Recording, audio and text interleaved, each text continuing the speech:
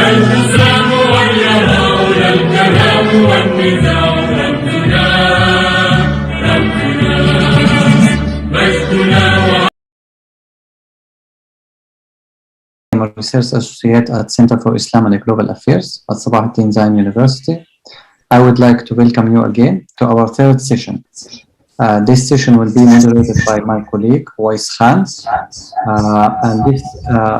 I will very shortly introduce my colleague, Wais Khan, and then he will be introducing the session and the speakers.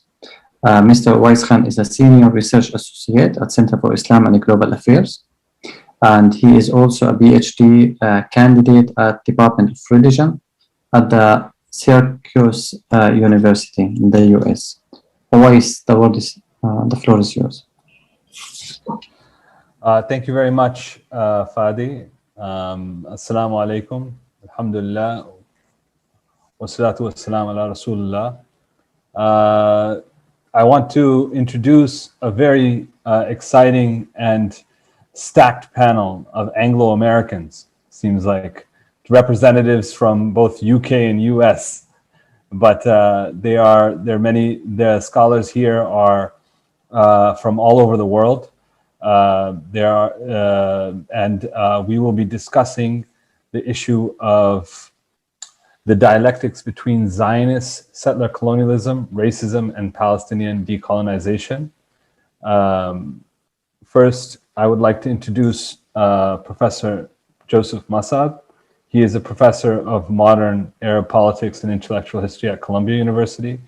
He has written a dozen of books and academic articles, including works like Colonial Effects, The Making of National Identity in Jordan, The Persistence of the Palestinian Question, Desiring Arabs, Islam and Liberalism. And his works have been translated in many languages. We also have on the panel Professor Salman Said. Professor Salman Said is the professor of social theory and decolonial thought. Since 2017, he has been the head of the School of Sociology and Social Policy Research at the University of Leeds. He has delivered and taught many lectures at Asian, North American, European, African universities. Professor Said is a political theorist, and his approach is informed by intersectional decolonial thought and discourse theory. Professor Said's works, some of his works are translated in many languages. Fundamental Fear, a book that has been banned by the Malaysian government, is now in its third edition. A Post-Colonial People, which he co-edited, Thinking Through Islamophobia, and Recalling the Caliphate. Welcome, Dr. Said. Alongside Dr. Said, we have Professor Ilan Pape. Professor Ilan Pape is the professor of history at the University of Exeter. He is also the director of the European Center of Palestinian Studies. Professor Pape is a graduate. He got his DPhil from Oxford University, and he is awarded many different awards. Between 1992 to 2000, he was the chair of the Emil Tuma Institute for Palestinian Studies in Haifa. Between 2000 and 2006. He's also, an author of many books on the issue of Palestine, including the ethnic cleansing of Palestine and the Forgotten Palestinians. In 2017, he received a Lifetime Achievement Award at the Palestinian Book Awards. And we also have Professor Lubna Kotemi. She is an assistant professor in the Department of Asian American Studies at UCLA. She was a former president's postdoctoral fellow from the Department of Ethnic Studies at the University of California, Berkeley. She received her PhD in the Department of Ethnic Studies at the University of California, Riverside. She has examined and conducted research on transnational Palestinian youth movements, and also has worked on the 2011 Arab uprisings. Her work uses ethnographic research methods and Her areas of interest include Palestine, but also critical refugee studies, radicalization of Arab Muslim communities, and settler colonialism, transnationalism, and third world feminism. I welcome the panel, and I look forward to having a very insightful discussion. Because we're already running behind time, I don't want to extend my introductory remarks. I will go ahead and hand over the panel to Professor Masad. As you know, every speaker has 18 to 20 minutes, and then we'll have closing remarks, a round robin of closing remarks and discussion. So Professor Masad, the floor is yours. Thank you very much. My talk relates to the question of Zionism, anti-Semitism, and colonization.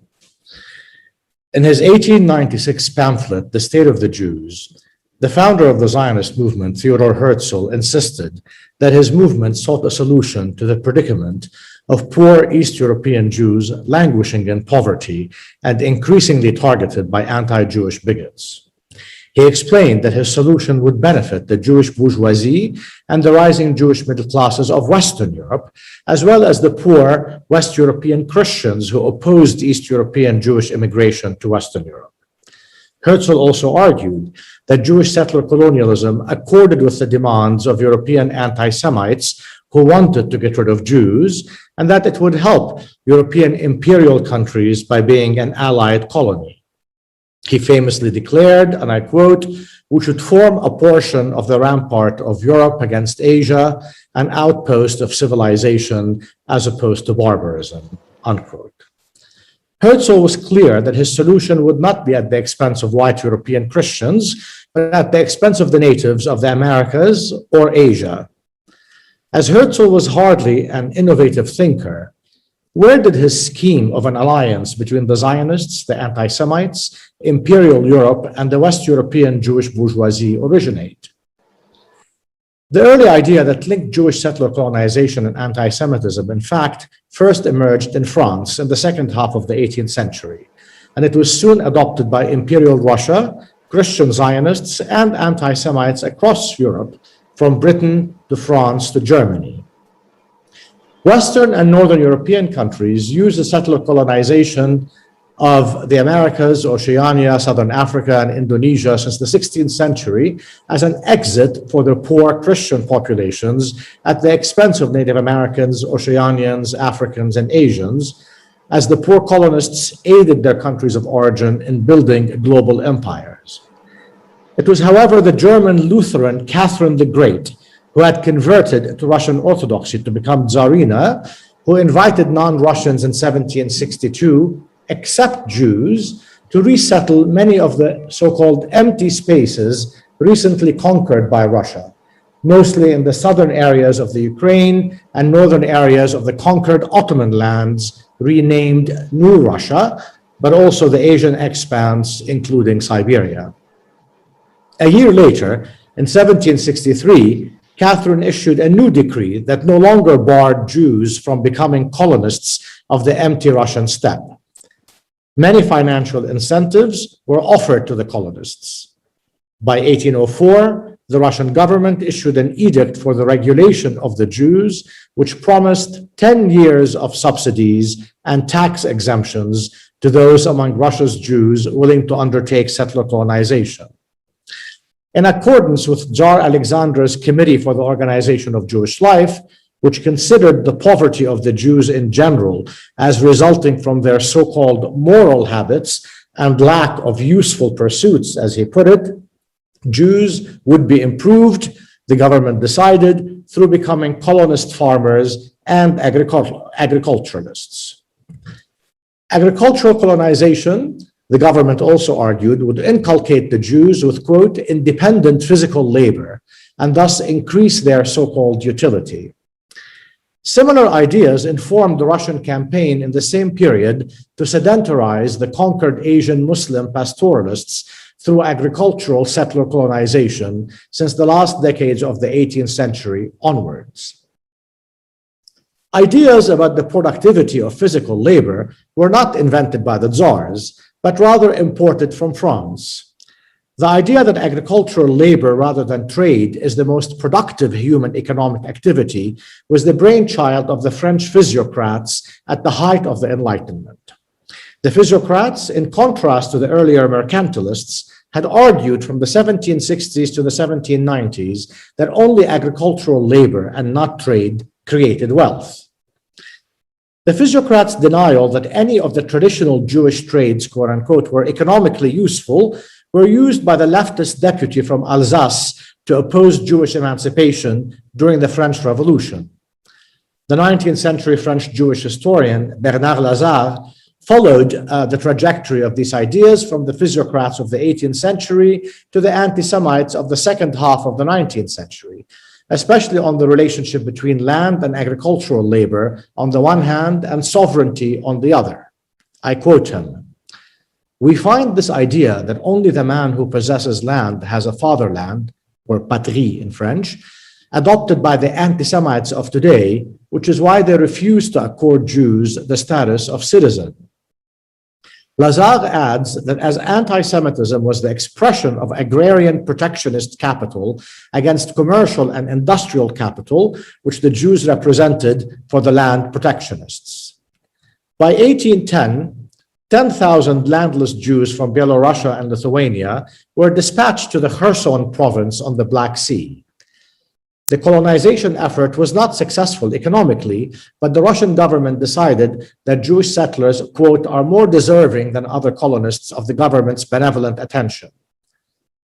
More Jewish colonists followed in the 1830s and in the late 1840s and were officially designated as Jewish agriculturalists and placed in 1847 under the supervision of the Guardian Committee for Foreign Colonists.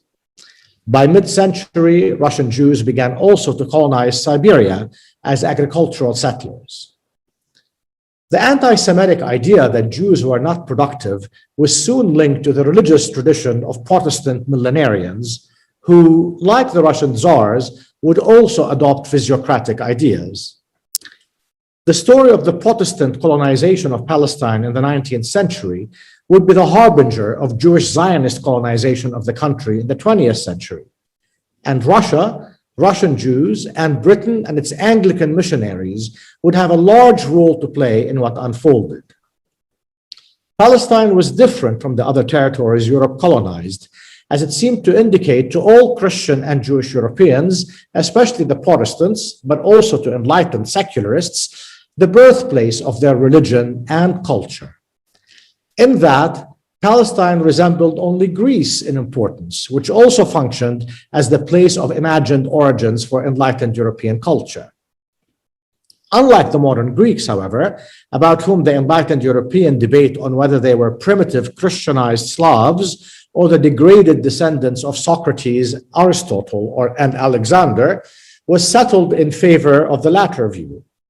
Europe's post-Enlightenment Christians and Jews, with the exception of the Orthodox Christians, were certain that the true descendants of the ancient Palestinian Hebrews were none other than Europe's contemporary Jews, and certainly not the Palestinian Arabs, irrespective of whether the Arabs were Christian or Muslim.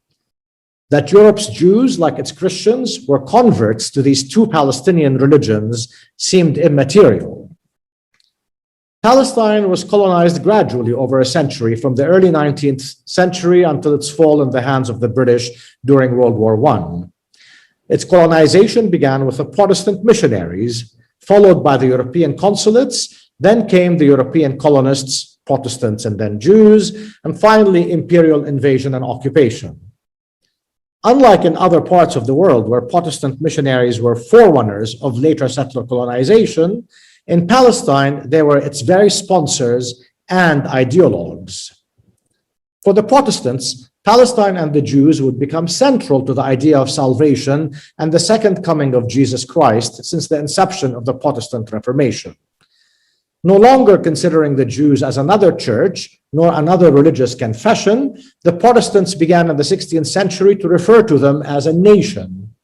These included the Puritans in England, the Huguenots in France, Lutherans in Germany, and Calvinists in Holland. they began to popularize their theological ideas about the restoration of the Jews to Palestine after they were converted to Christianity, after which Christ would come again.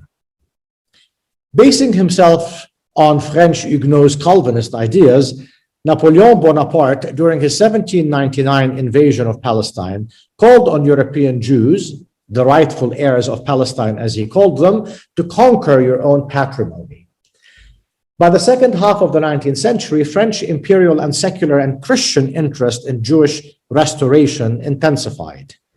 On the British front, the rise of Protestant missionary zeal at the end of the 18th century, which coincided with the Eastern and the Jewish questions, reignited interest in ending Muslim rule of the Holy Land and in Protestant millenarian and restorationist projects to convert the Jews and return them to Palestine. Two British missionary societies took interest in the country, namely the Church Missionary Society for Africa and the East, or CMS, founded in 1799, and the London Society for Promoting Christianity Amongst the Jews, founded in 1809 and known popularly as the London Jews Society, which was headed by two German Jewish converts to Christianity.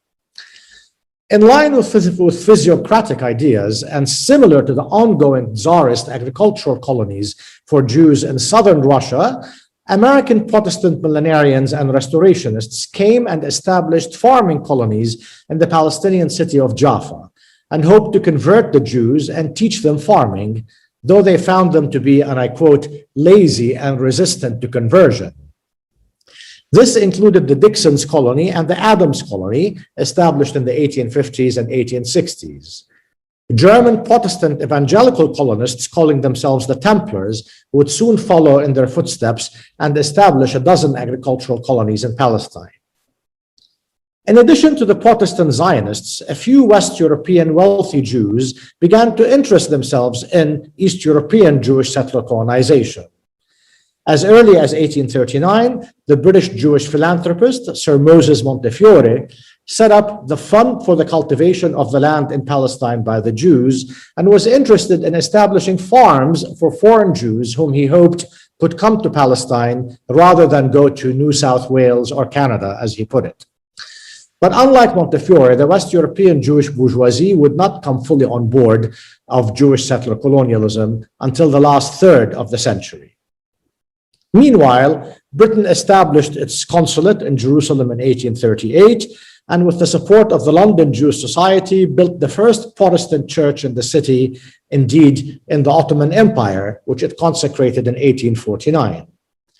The British consulate, as much as the London Jewish Society's missionaries, were committed to convert Palestine's few thousand Jews to Protestantism and to encourage European Jewish immigration to Palestine, where Jews could be converted. In 1841, an agreement between the Anglican Church of England and the Lutheran Church of Prussia finally established the first Anglican bishop in Jerusalem. The chosen bishop was a converted German Jew. His mission was to build a Jewish Christian Anglican church in preparation for the arrival of the Messiah, or the second arrival of the Messiah.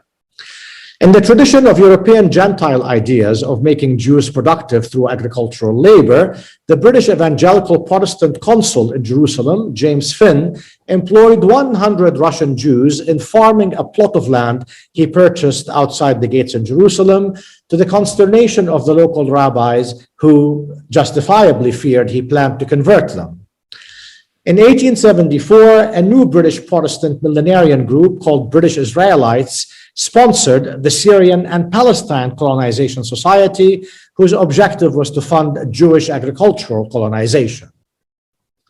In contrast to France and Britain, who wanted Jews to colonize Palestine, in St. Petersburg, affluent and assimilated Russian Jews had been pushing for more cultural integration of the Russian Empire's Yiddish-speaking Jews and had founded in 1863 the Society for the Promotion of Enlightenment among the Jews of Russia, and sought, in line with the Tsars, to have Jews colonize the non-European parts of the Russian Empire. By 1880, the society, supported by Jewish Enlightenment thinkers, or maskilim as they were known, funded an agricultural college for Jewish boys. The Maskilim were concerned, as they put it, about, quote, the lack of farmers and plowmen as a major problem facing Russia's Jews. Soon, the early Russian socialist Zionists, such as Ber Borokhov, A.D. Gordon, and Nachman Sirkin, combined variants of socialism with the Zionist idea in their visions of an agricultural egalitarian society to be created by European colonists in a Jewish state in Palestine. That many of these ideas about Jewish unproductivity, that only agriculture is productive, were considered anti-Semitic by Jewish intellectuals like Bernard Lazare, seemed immaterial to the Maskilim and later the Zionists who adopted them. As Russian Jews began to emigrate, fleeing poverty and the increasing anti-Semitic attacks to Western Europe and the Americas, the 18th century Christian and anti-Semitic imperial ideas about what to do with the Jews were increasingly adopted by the Jewish bourgeoisie of Western Europe at the end of the 19th century, as well as by the new East European Jewish intelligentsia, as the best solution to end the poverty of East European Jews and prevent their immigration to Western Europe, where they could provoke an anti-Semitic campaign that would weaken the hard-won gains of West European Jewry. This strategy was seen as a winning one, both for safeguarding Western Europe's Jewish bourgeoisie and the Jewish middle classes, as well as help the poor East European Jews at the expense of non-European peoples and non-European lands to which the masses of the Jewish poor would be redirected. In adopting this project, the Jewish bourgeoisie and intelligentsia of Western Europe were following in the footsteps of the European Christian bourgeoisie and intelligentsia who had adopted the same project in the previous 2 centuries for the Christian poor. In Russia, Jewish intellectuals of the Haskalah joined the current. Lev Gordon was not initially an enthusiastic Zionist and instead supported the Russian imperial idea of settling Jews throughout the Russian Empire, while Leon Bramson advocated what he called the productivization of the Jews through occupations like manufacturing, crafts, but most importantly, agriculture, but certainly not trade. The Society for Manual and Agricultural Work Among Jews, or ORT as it was known, was established in 1880 as the first Russian Jewish organization imbued with physiocratic ideas. The ORT provided Jewish agricultural colonies, which the Tsars had established half a century earlier, with funds and established vocational schools and the Jewish Agricultural Training School. In 1870, Charles Netter, a French Jewish philanthropist, also established an agricultural school for Jewish colonists in Palestine near Jaffa, which he named Mikveh Israel Agricultural School. In line with the physiocrats and the Russian Tsar's proposition to productivize Jews through agricultural work, Netter favored the development of agricultural work for Jews in the country, and I quote, for the purpose of encouraging the local Jewish population to work the land instead of living solely on prayer and charity. After the 1881-1884 attacks on Jews in Russia, groups of Russian Jewish intellectuals who had supported the settlement of Jews throughout the Russian Empire previously became nationalists overnight, calling for immigration to Palestine. But there were some who preferred America. About 2 million Russian Jews emigrated from Russia to the US and Western Europe and South Africa in the next 2 decades. A new group of Russian Jewish colonists, however, who belonged to the settler colonial Russian Jewish movement, the Lovers of Zion, or Hovevei Tzion, arrived in Palestine and established their first Jewish agricultural colony in 1882. It was the French-German Jewish banker and philanthropist Baron Edmond de Rothschild who financed their colonies.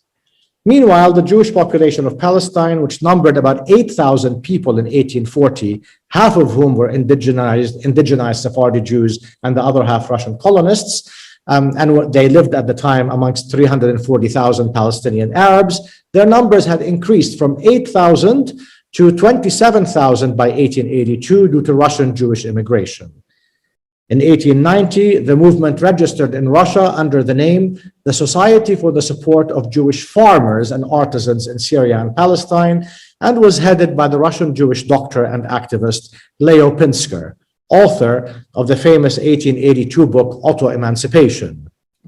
Pinker's book did not advocate the colonization of Palestine necessarily, and was more favorable toward Jewish colonization in the US. but his commitment to Jewish colonization, albeit in any land that is found available, would make his book a principal text of the Zionist movement.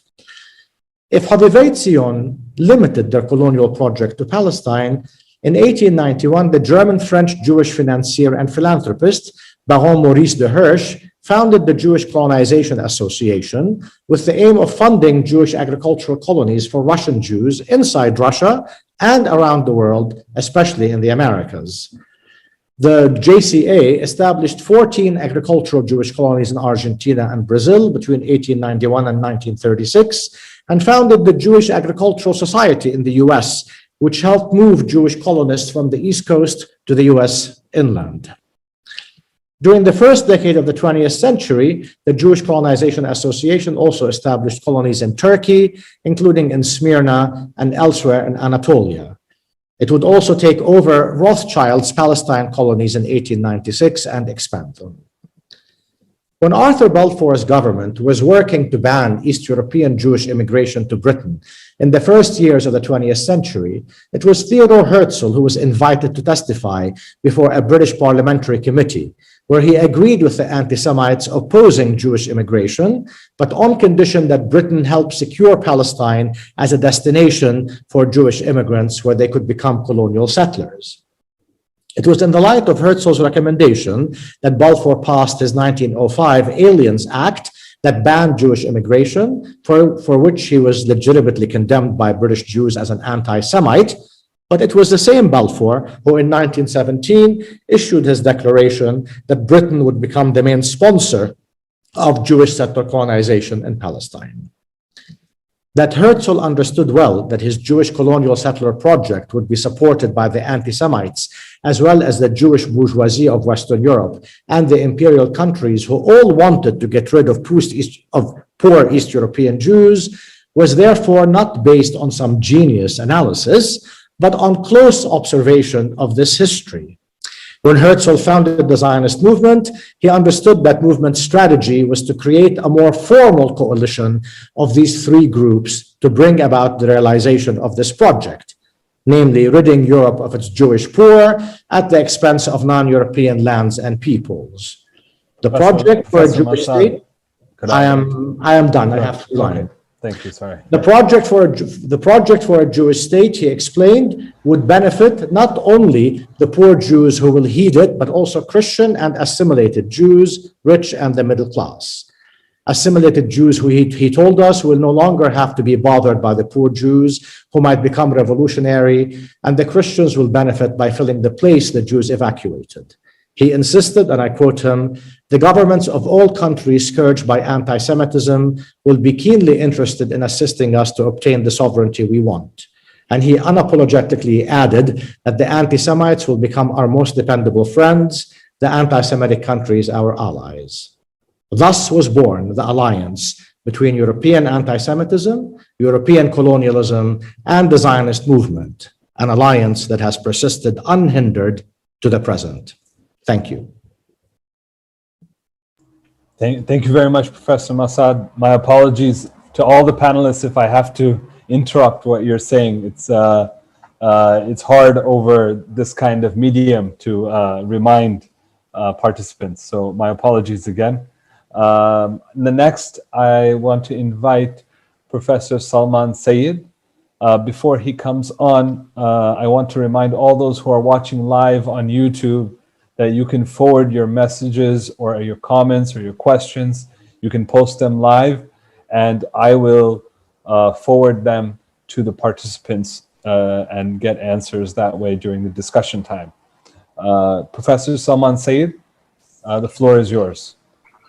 Thank you very much. Bismillahirrahmanirrahim. I'm going to ask a question which seems both obvious and perhaps hidden by the fact this conference is taking place only in a very short period of time since the latest episode of the assaults on besieged Gaza and other places in historic Palestine. And the question I want to ask really is, why Palestine? Why is it that throughout the world there is a sense in which Palestine evokes particular kinds of mobilizations in its defense for people and places which are not necessarily related or don't seem directly related to it? In other words, you have the phenomenon of people who are unable to identify Palestine on the map, and not just because of the project of Zionism, which has done so much to erode and erase Palestinian presence on the map, but simply wouldn't know exactly where it is, but are very able and willing to drape themselves in Palestinian colors purposefully. And there are many, many examples in the world that you can point to.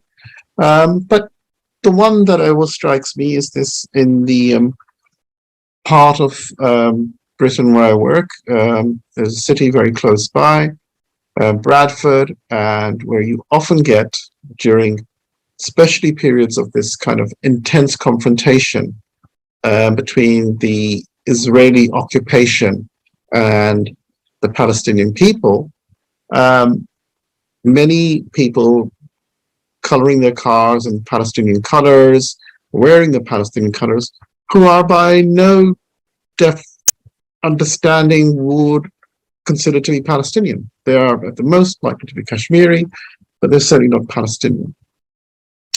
So what I want to do in this presentation, in the time that I have, is try and address this question, if not to answer it. So let's start with a rough sketch of what kinds of organizations, publics, are often considered to be supporters of the Palestinian struggle. And I think we can sort of sketch them out with all the various caveats for generalizations and oversimplifications into perhaps four main sections.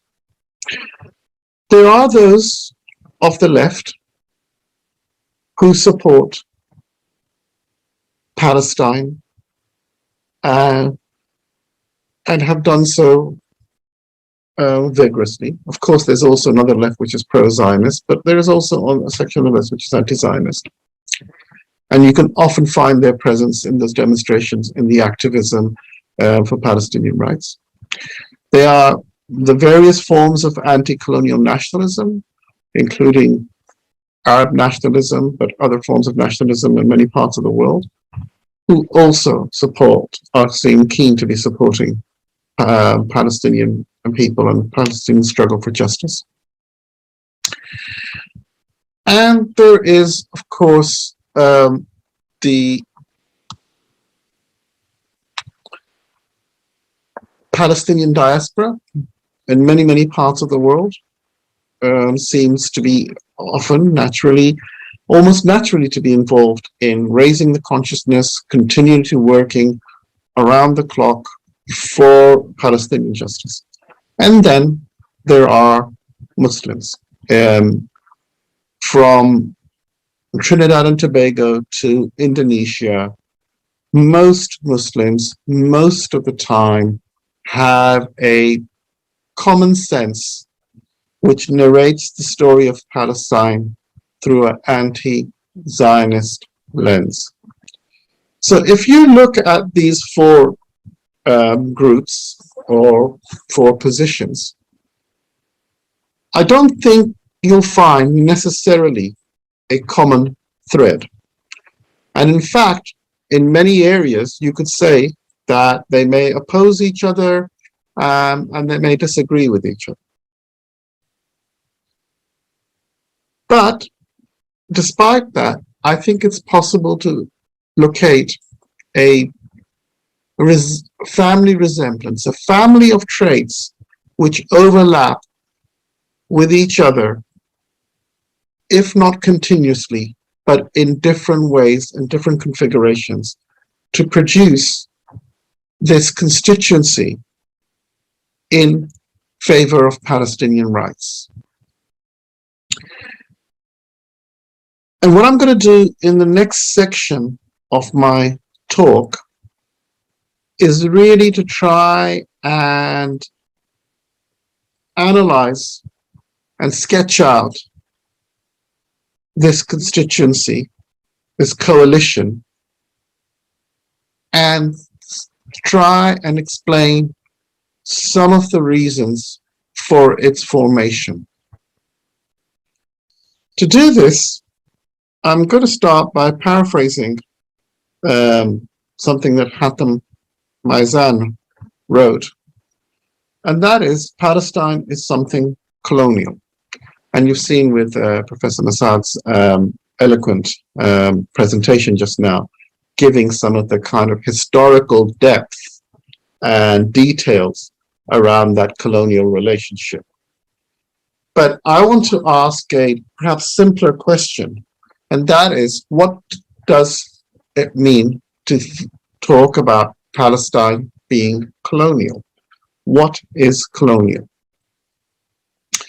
Okay, to answer this question then, I'm going to try and make three kinds of propositions. One, I'm going to argue that the colonial is the same as the racial.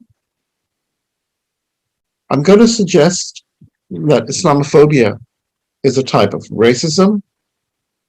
And I'm going to suggest that in those two associations lies much of the answer around the notion that the struggle for Palestinian justice transcends the very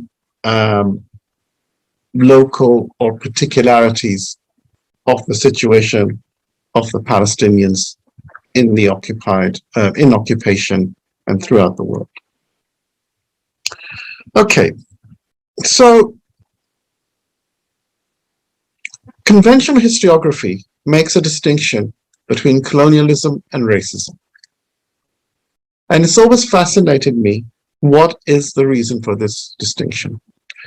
One way to look at this is to see the emergence of the category of racism and put that into context of colonialism.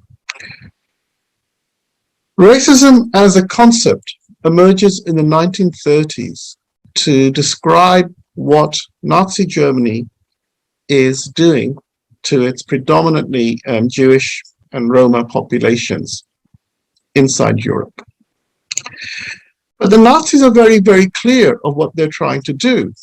They are basically doing what is being done at the world at this current time. They are reproducing the logics of the colonial, European colonial empires.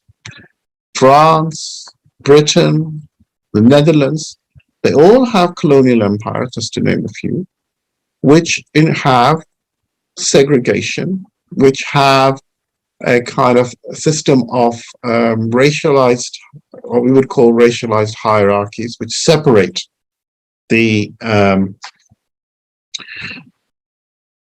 different populations, regulate them, and so that their experiences are differentiated.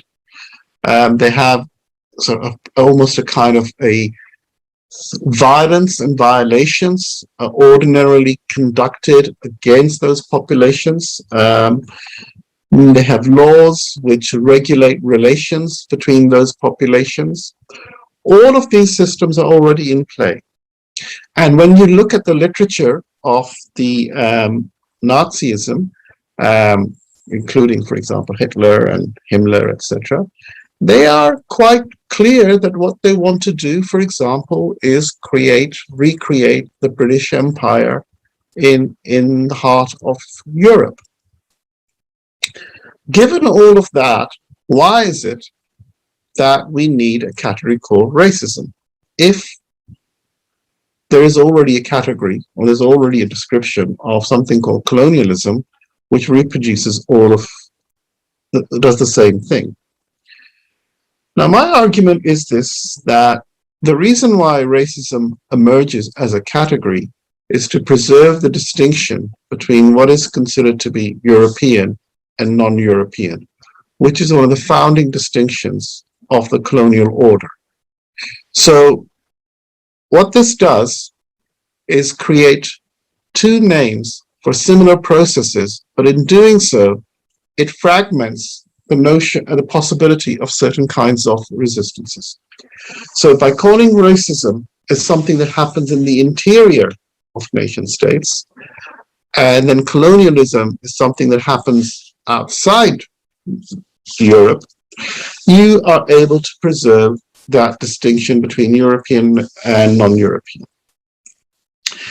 And this distinction between the colonial and the racial plays itself out in different ways. So, for example, in the colonial resistance, you may have the whole idea of national liberation struggles. In kind of anti-racist movements, you have, of course, the template of the civil rights struggle.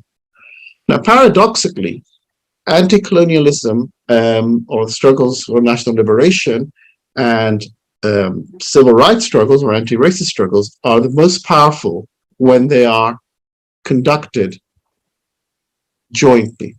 So you see for example, in the 1960s, overlaps between both the kind of anti-civil rights movement and the national liberation movements. And again, it's quite obvious. I don't need to delineate that too often, but that is this kind of convergence. So there has always been an attempt to divorce the anti-colonial and the anti-racial, because the convergence of the anti-colonial and the anti-racial struggles are much more powerful in checking white power, white authority, as people like James Baldwin and Malcolm X pointed out many times.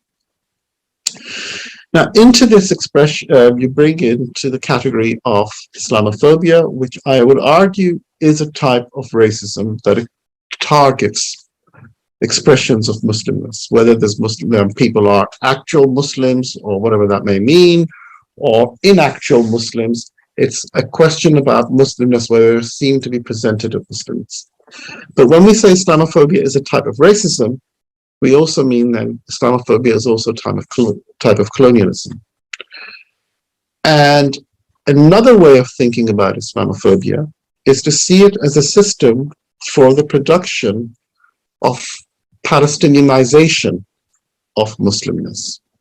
And again, in that Palestinianization, you have the fusion of the logic of colonialism and the logic of racism, presented not as attitudes as so much, which a lot of the conversation around racism takes in, that it's just basically using the wrong words in the wrong places, but as a form of governmentality, as a form of governance, as a form of regulation and discipline.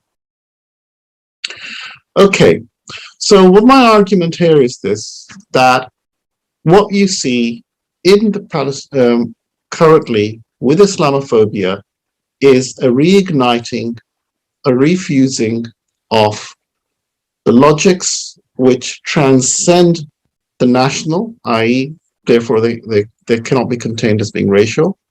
They become colonial, and that in a sense is the war on terror. But similarly, they are manifest in this project of Palestinianization, and you can see this not just through following the use of Israeli expertise, for example, in places like Kashmir or Eastern Turkestan with the Uyghurs, but also as a logic which animates and underlies all of those kind of transfers of knowledge and expertise and so on.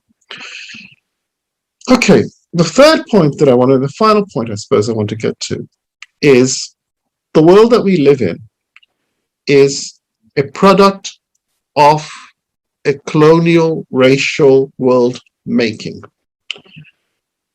And that is something that the people of the South often recognize, even when they do not have the necessary vocabulary to articulate that, because that vocabulary is continually being ruled out of order. So given that, then, I would say to you that the fact that people who are not directly affected by the suppression and subjugation of Palestinians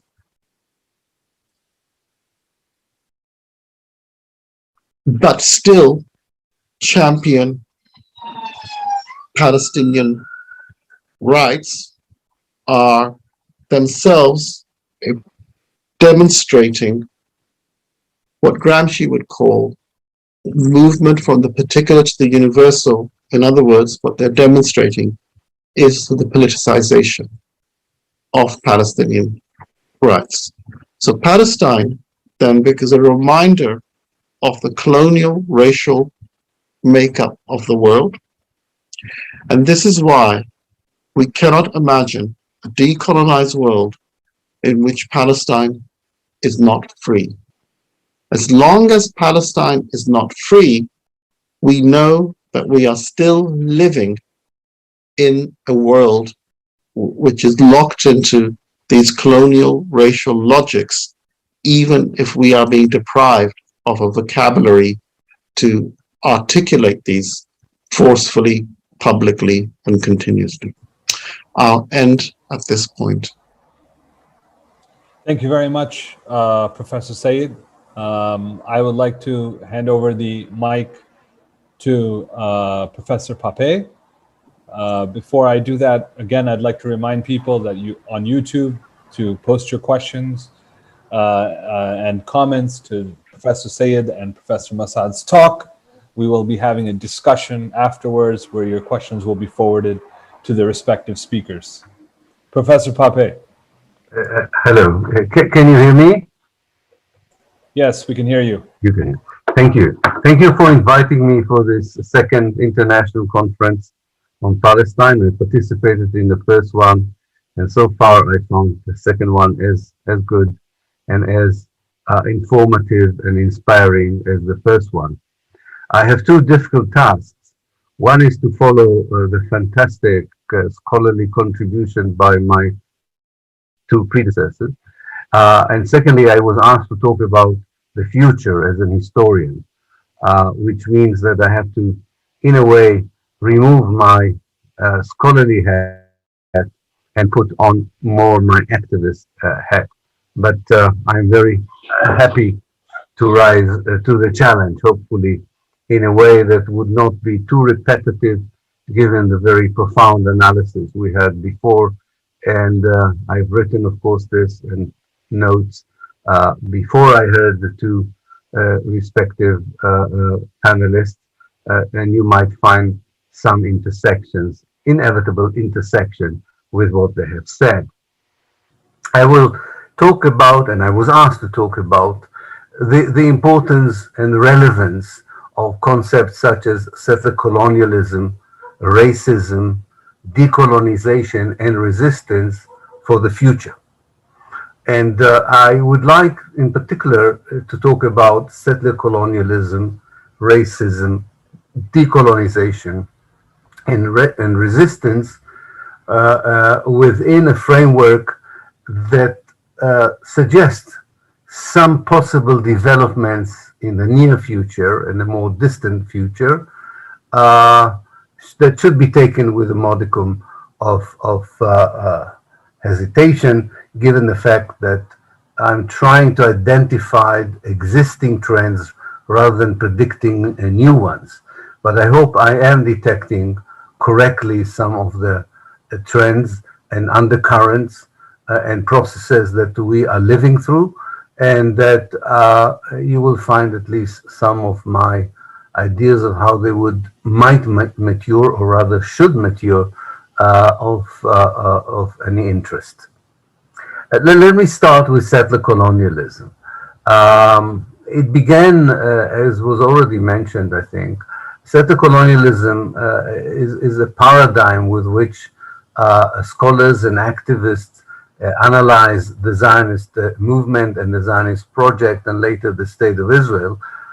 Quite often it is forgotten that actually it were Palestinian scholars, together with anti-Zionist Jewish activists on the ground, that really were the first one to propose this paradigm before it was reintroduced with great success by Australian and North American scholars. It became something of a bon ton with great achievements. But I think it needs to, in the future, I hope that the whole discussion on settler colonialism would not remain within the ivory towers of academia, but would return to its original roots, which was a way activists understood what they were facing and how they should face it. So I hope that the future holds settler colonialism, or the paradigm settler colonialism, as an activist strategy and not just of scholarly interest. There's some justified criticism, especially by young Palestinian scholars, that settler colonialism in recent years became more a conversation, so to speak, of white people with themselves rather than about the victims of settler colonialism. And I think we should listen to these voices. And I think what they mean is, and this is why activism has to be fused together with scholarship here, is that now is the time to engage with the settler colonial paradigm, also with a stress and focus on resistance, and not only exhausting once again the features of Israel or Zionism as a settler colonial project. I think we have done it quite successfully. There's very little to add to what already has been written and explained by excellent scholarly work. It is now the time to focus, both as activists and as scholars, on the innuendos, on the abnormalities that settler colonialism in the 21st century brings with it, which is very different from what it created and produced on the ground in the late 19th century. After all, in the case of Palestine and the Palestinians, we talk about more than 70 years of refugehood, or more than 70 years of being in the abnormal situation that not many people, I think, around the world fully understand, of being a Palestinian citizen of the State of Israel, a Palestinian citizen of a Jewish state. More than 50 years of living under an internationally sanctioned and legitimized occupation, and more than 10 years in the Gaza Strip under a brutal and inhuman siege accompanied by genocidal policies. So the paradigm needs to, in the future, to be more activist orientated so as to be relevant for the 21st century on the one hand, but also loyal to the Palestinian concept, which is such a powerful concept, which if you live in historical Palestine, you see on a daily basis the concept of the ongoing Nakba, Nakba al-Mustamirra. This idea indeed that settler colonialism is a structure and not an event comes out very clearly from this Palestinian framing of the reality from 1948 and even before 1948 until today. So we're talking about a certain genealogy of history that needs to be reaffirmed, of the agency, not just of victimhood, of Palestinian agency, side by side with our future and continued struggle against the Nakba denial, which is at the heart of the unwillingness among many political elites in the West to recognize the criminal identity and nature of the Zionist project in Palestine. So this is what I have to say about settler colonialism. And I would be very happy if there's time for question and answers or comments to expand a bit more on this. The second concept is racism, and also this has been dealt very well and in a very inspiring and informative way by the two other panelists so far. As all of you probably know, because of events in the United States, there is a resurgence in talking about Black history, about the way racism produced race. I mean, there is no such thing as race. There is racism, which produced race. There is a new discourse and intensive interest in the structural presence of racism, not only in the United States today and in the near future, but also in the United Kingdom, for instance, not to mention places such as Europe, Brazil, and Japan and other places. I mean, racism is not confined anymore to the way white people treat Black people in America. It's a far wider concept that has regained both scholarly interest, but I think is also reintroduced into activism.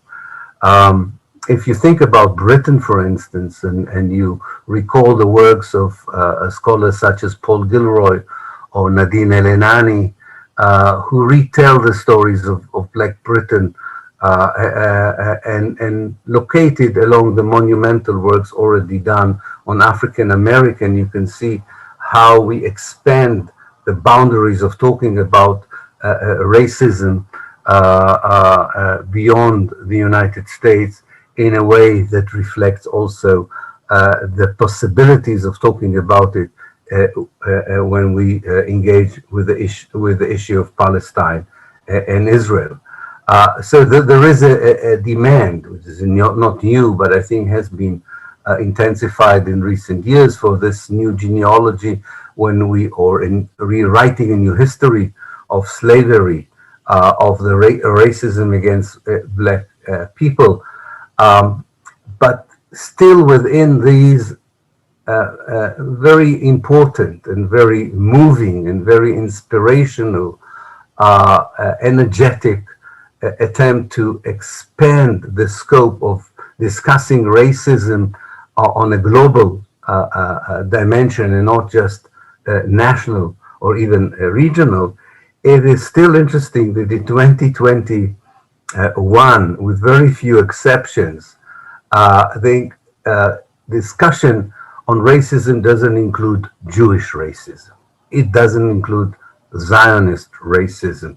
And one of the reasons, I think, I might be wrong, but I think one of the reasons is that quite a few heroes in our genealogy or history of racism, especially of anti-racism, who rightly are in the pantheon of people who devoted their life and paid with their life to struggle against racism, quite a few of these figures did not dare themselves to talk about Zionist racism or Jewish racism.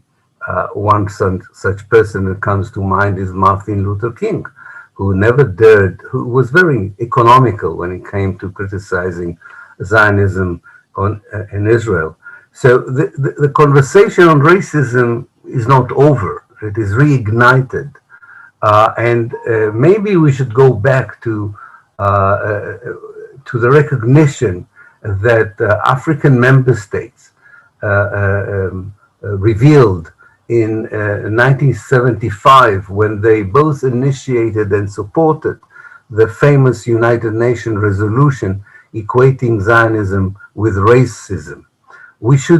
I think we should reintroduce this discussion. At the time, it was triggered by decolonization in Africa and a new energy that moved forward the struggle for freedom in South Africa. And I think reintroducing it into the discussion of Palestine is something that should happen and I hope will happen in the future when either we discuss as activists how to show solidarity or as scholars of deciding of what we should research or recommend to our students to research or what we suggest to our Palestinian friends to stress in their struggle and search for regional and international support for their just struggle for freedom and liberation in Palestine. In this respect, I would mention the very important work on racism and Zionism by Ronit Lentin. And I would think that some sections in the late Israel Shachak's book are also relevant for such a discussion. Racism also brings to the fore whiteness in a way as a future discussion that has already begun, but again is not matured yet. The connection between whiteness and Zionism, that is Jewish white racism, if you want, and Zionism. Again, we have some old new works that we should revisit. One of them is the book published, if I'm not mistaken, in 2011 already by Etan Bloom on the racism of Arthur Rupin, showing a clear direction, a clear connection between scientific racism in Germany and scientific racism inbuilt into the Zionist ideology and program of colonization. Such a discussion on racism and whiteness may still give us some hope to deal with the racialization of the Jews inside Israel who came from Arab countries to historical Palestine as settlers, if you want, as black settlers whose whiteness could only be gained through de-Arabizing themselves and adopting their own kind of racism towards anything Arab or Palestinian. The future behooves us not to give up on that community and see and seek a role that it can help play in the liberation of historical Palestine, and to follow in the footsteps of the work already done by few scholars, among them our dear friend Joseph himself and others, and create here too a revised genealogy that, as I say, some chapters of it have already been written. It is this combination of equating Zionism with racism and colonialism, which to my mind is the best antidote for the weaponization of anti-Semitism by the Israeli Hasbara and the Israeli and Zionist supporters worldwide. One should not underrate the intimidation when someone is alleged to be an anti-Semite. Such an intimidation is effective and has caused a lot of people to be silent. The biggest mistake of one of the ultimate victim of such weaponization, Jeremy Corbyn and his advisors, their biggest mistake in the British Labour Party in Britain was to accept the framework for discussion that was offered to them. Namely, they said, we will prove to you that we do not hate Jews and therefore you cannot accuse us of being anti-Semites. I think they should have said something very differently. They should say, we reject your accusation because by opposition to Zionism, we show our rejection of racism and colonialism, and we reject particularly the fusion of racism and colonialism that has been lethally weaponized in order to try and destroy Palestine and the Palestinian. This is a conversation that I hope we will have in Britain when again a false accusation of institutional racism in the Labour Party, institutional anti-Semitism in the Labour Party would emerge, and other people would be targeted in the same way that Jeremy Corbyn was and lost because of that in many ways the leadership of the Labour Party. When we write the genealogy of racism, we should look at and not shy from looking at some brave people who fought against racism on the basis of their personal experience in the Holocaust, and ask why even these people were unwilling to see the connection between racism and Zionism and Jewish racism in Palestine. I'm thinking here of Primo Levi, who was very reserved in his criticism of Zionism. And the same is true about Georges Emery, who he himself bravely compared the brutality of Nazism with that of the French in Algeria, but was an ardent supporter until the end of his life with Israel. The International Alliance for against the denial of the Holocaust, the famous IHRA, is just another manifestation of this constant attempt to maintain a position against Holocaust denial as a proof of loyalty to Israel. Finally, I think what it really creates in the future is a dictionary or vocabulary that is already being used, that has famous entries that I think many more people today are familiar with than ever in the past. They don't talk anymore about the only democracy in the Middle East. They talk about apartheid. They don't talk about conflict, but about colonization. And they don't talk about the peace process, but rather decolonization. And that kind of vocabulary is at the heart of the resistance that we have seen in May on the ground in historical Palestine and around the world in solidarity with that particular resistance. It was a particularly moment of unity, of steadfastness, of a clear cry for normality with all kinds of struggles, not just one way of struggling, which I think gives us an idea of the nature of the struggle in the next 10 or 20 years and the role that the 48 Arabs, the Palestinian minority in Israel, can play in it.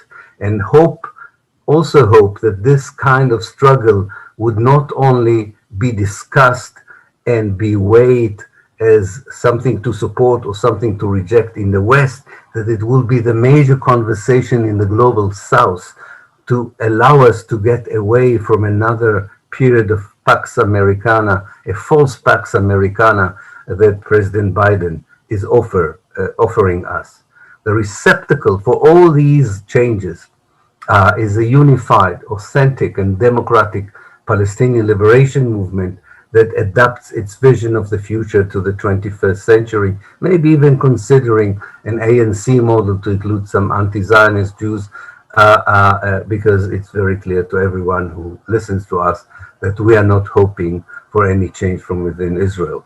And that's why the BDS movement is an important part of such a model in the future, still, and will continue to be an important model. So this liberation movement will surely dispense with the failed and unjust two-state solution, realizing that partition is a colonialist method of divide and rule and not a means for reconciliation, and also maybe realizing that decolonization should not be just confined to Palestine itself, and maybe should be connected to the incomplete decolonization of the Mashriq as a whole, in a way that social and political movement in the region can only themselves agree upon. To sum up, using the discourse of colonialism and decolonization can and should be in the public domain, as should be the discussion of Jewish racism, in order to be able to complete a process of decolonization and build a free Palestine for all, from the river to the sea. Thank you. Thank you very much, Professor Pape. I would like to invite Professor Lubna Qatmi to give her remarks on the topic. Professor Qatmi. Thank you, Awais. I'd like to start off by thanking Dr. Sami Al-Aryan and Yumna and Awais and all the CIGA team members for hosting this conference. And thank you to my co-panelists for their very insightful talks this evening. I've been asked to speak about the role of youth movements in the struggle. So here goes. The curators of hope, the creators of possibility, the rebels and the misfits, the outcasts and the troublemakers, the courageous and the overly zealous, optimistic, some say naive, sometimes arrogant to a fault, testing the boundaries of discipline, questioning the power of authority, sometimes passively and subversively, other times loudly and emphatically, experimenting with ideas, theories, and strategies of liberation, sometimes making grave mistakes along the way, other times securing their place as agents of history making, deceptively intelligent, repurposing tools of empire in their own right, quick to condemn, claim victory, or declare allegiance, sometimes hastily, most times unapologetically. Easy to doubt, to perceive as undisciplined, uninformed, operating from emotions rather than logic, loyalty rather than rationale, impulsiveness rather than through scientific calculus, and indoctrination rather than critical thinking. Pitied for what they do not have that former generations did, envied for what they do have which former generations did not, seen as a site, community, and group of profound power and influence, but too immature to realize it themselves and assume such responsibility. Their rage is threatening, their apathy is earth-shattering, their impatience worrisome, leaving us all over and again at the edge of our seats. Their tenacious hunger for freedom holds the power to anchor revolt. For some, they are the greatest hope we have for an otherwise possible world, so desperately needed. For others, a classified considerable threat to stability, to the status quo, those whose energies must be contained by all means. At once designated victims of circumstance, at another, the creators of Palestine's decolonial horizon. There are many things that can be said about the role of youth in the Palestinian struggle. Youth have been a constant mobilizing force of dignity, perseverance, and samud, steadfastness, for collective Palestinian social and political life throughout history. They are for and by whom hope has remained intact through 73 years of colonial occupation and dispossession. Images of slain Palestinian children, of weeping mothers, of imprisoned teens, and of youngsters throwing stones have always struck a nerve in Palestinian society, mobilizing and revitalizing a collective consciousness that refuses to accept Zionist settler colonial designs that mandate Palestinian extermination and subjugation. In every generation, there exists a Muhammad al-Durra, or Muhammad Abu Khdair, they who scorched the hearts of their people, who made Palestinian blood rise to its boiling point, and who rekindled a sentimental attachment to Palestinian sociality and popular resistance. The commemoration of young martyrs especially serves as a constant reminder that land and life is quite literally and urgently always on the line, that there is a future for which a different present must be made, and that it can only be made by the people. But anyone familiar with the history of the Palestinian struggle very well knows that there's something profoundly important about the political contributions student and youth movements have made throughout time. Beyond the romantic reverence of what and who youth are imagined to be, beyond the paternalistic views of youth as a transition site from innocence to citizenry, those who must be saved or pitied or glorified. Organizing the spontaneous and relentless energies of the young, these movements have served as foundational sites of renewal to Palestine's protracted struggle. They have breathed new life into the struggle at every juncture where discord, exodus, defeat, pragmatism, and political paralysis have bludgeoned the national movement, reinforcing the shattering, scattering, and disruptions to time's accumulated lessons that constitute the Palestinian experience of an ongoing Nakba, 1936, 1948, 1968, 1974, 1982, 1988, 1991, 1993, 2006, and so on. The first Palestinian student youth associations formed in the mid-1930s, bringing together grade school children and young people from across Palestine. In the looming shadow of the Sykes-Picot Agreement and Balfour Declaration, young people came into political consciousness alongside their entire society, sorely aware of increasing Zionist settler colonial land accumulation campaigns, labor alienation policies, and the harrowing foreshadowing of conquest. Alongside their society, their teachers, parents, and classmates, and country folk, they partook in the 1936 Arab General Strike, mobilizing among one another a profound understanding of the dangers of conquest which was to come. And so it was that the period of conquest had arrived, a multi-year campaign that ethnically cleansed Palestine, that destroyed approximately 500 villages and towns, that included a reign of Zionist terror, killing sprees and massacres, forced exodus that permanently displaced nearly 1 million Palestinians from their homes. The erection of a newfound Zionist state was co-constitutively made possible by the annihilation of an entire people and land, a fracturing of a society, and sending that society into different corners of the scorched earth, perilously abandoned in destitute conditions of camp life. In the wake of the 1948 Nakba, college-age students formed across the Arab region, bent on reversing the catastrophe that had befallen them, reclaiming Palestine and their attachment to it. Experiencing and witnessing the rupture of their land and people, these early post-Nakba student unions formed to make something generative out of the collective experience of shock and paralysis. Among them, the Cairo-based Palestinian Student Union, the PSU, where a young Yasser Arafat and Salah Khalaf, later known as Abu Iyad, made their political debut as president and vice president in 1952.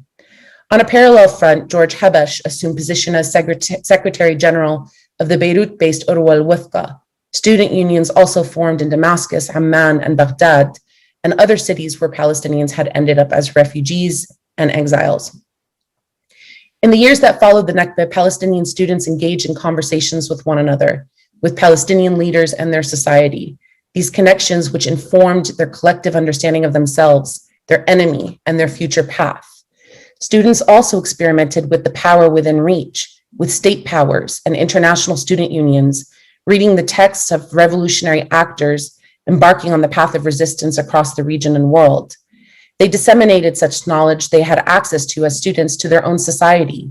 They created political education workshops and discussions, sometimes held around a campfire in the newly formed camps.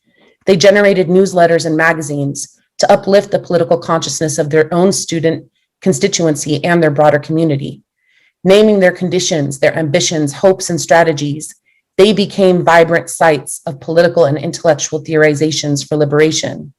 The PSU came to argue the importance of building up the Palestinian spirit of, quote, self-reliance and of a shared identity in exile. And the Urwa came to advance the belief that Palestine was centrally an Arab struggle, which could only be regained through building organizations of mass resistance. The despair and loss that had gripped Palestinians so deeply during this period, the paralysis of Palestine's traditional political elites, made it so that students rose up to become those whom everyday Palestinians placed immense hope in. In 1959, Palestinian student unions across the region came together to form the first transnational umbrella institution for Palestinians, the General Union of Palestine Students. Preceding the formation of the PLO, GUPS offered both the political and structural blueprint which the PLO and later its institutions drew from. By 1965, GUPS became folded in as the largest and most powerful social force of the PLO, with a strong commitment to the politicization of the Palestinian masses and a strong endorsement of the growing Fida'in movement.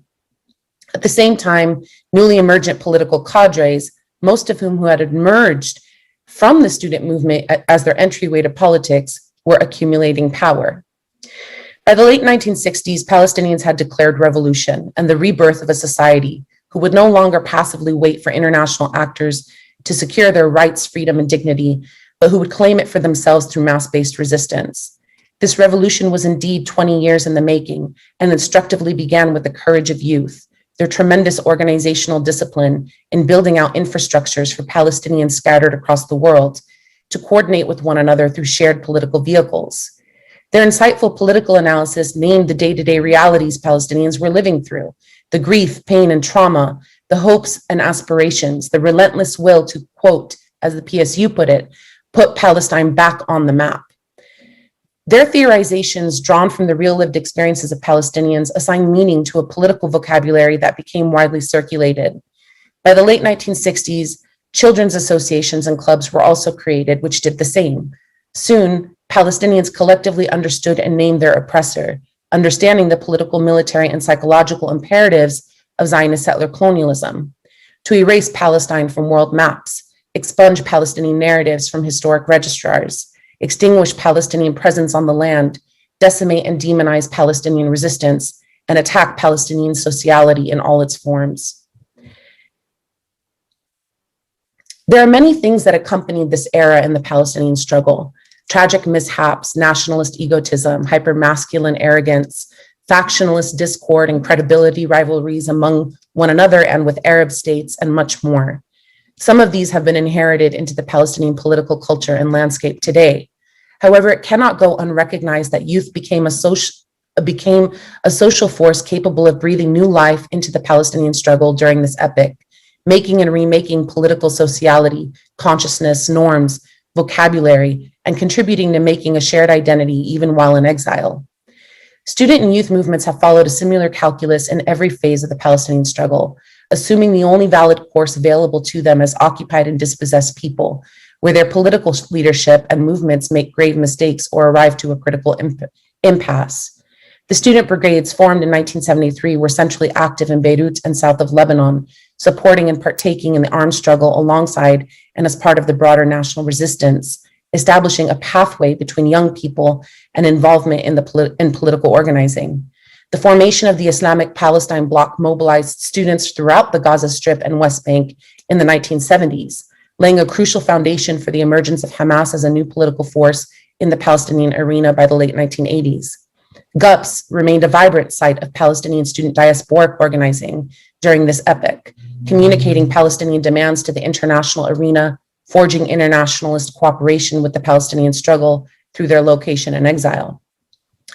The power of student and youth movements as a political compass has existed for every generation, not only because they were a sizable constituency to partake in the national movement, but because they've always been a force capable of challenging the political landscape from within it, pushing it to assume its next iteration of itself. Youth have been a powerful social force, oftentimes prepared to call out the corruption, political betrayals, and conceits of the comprador political class. They have offered lucid instruction on the shifting context of the moment, introducing new methods and techniques that could account for changes in the overall national movement and times. By 1993, the official Palestinian leadership had traded in the fervor of an anti-colonial struggle for the hollow promise of a state, which they have yet to be endowed with. Most of you here today are familiar with what has happened in the 30 years that has followed.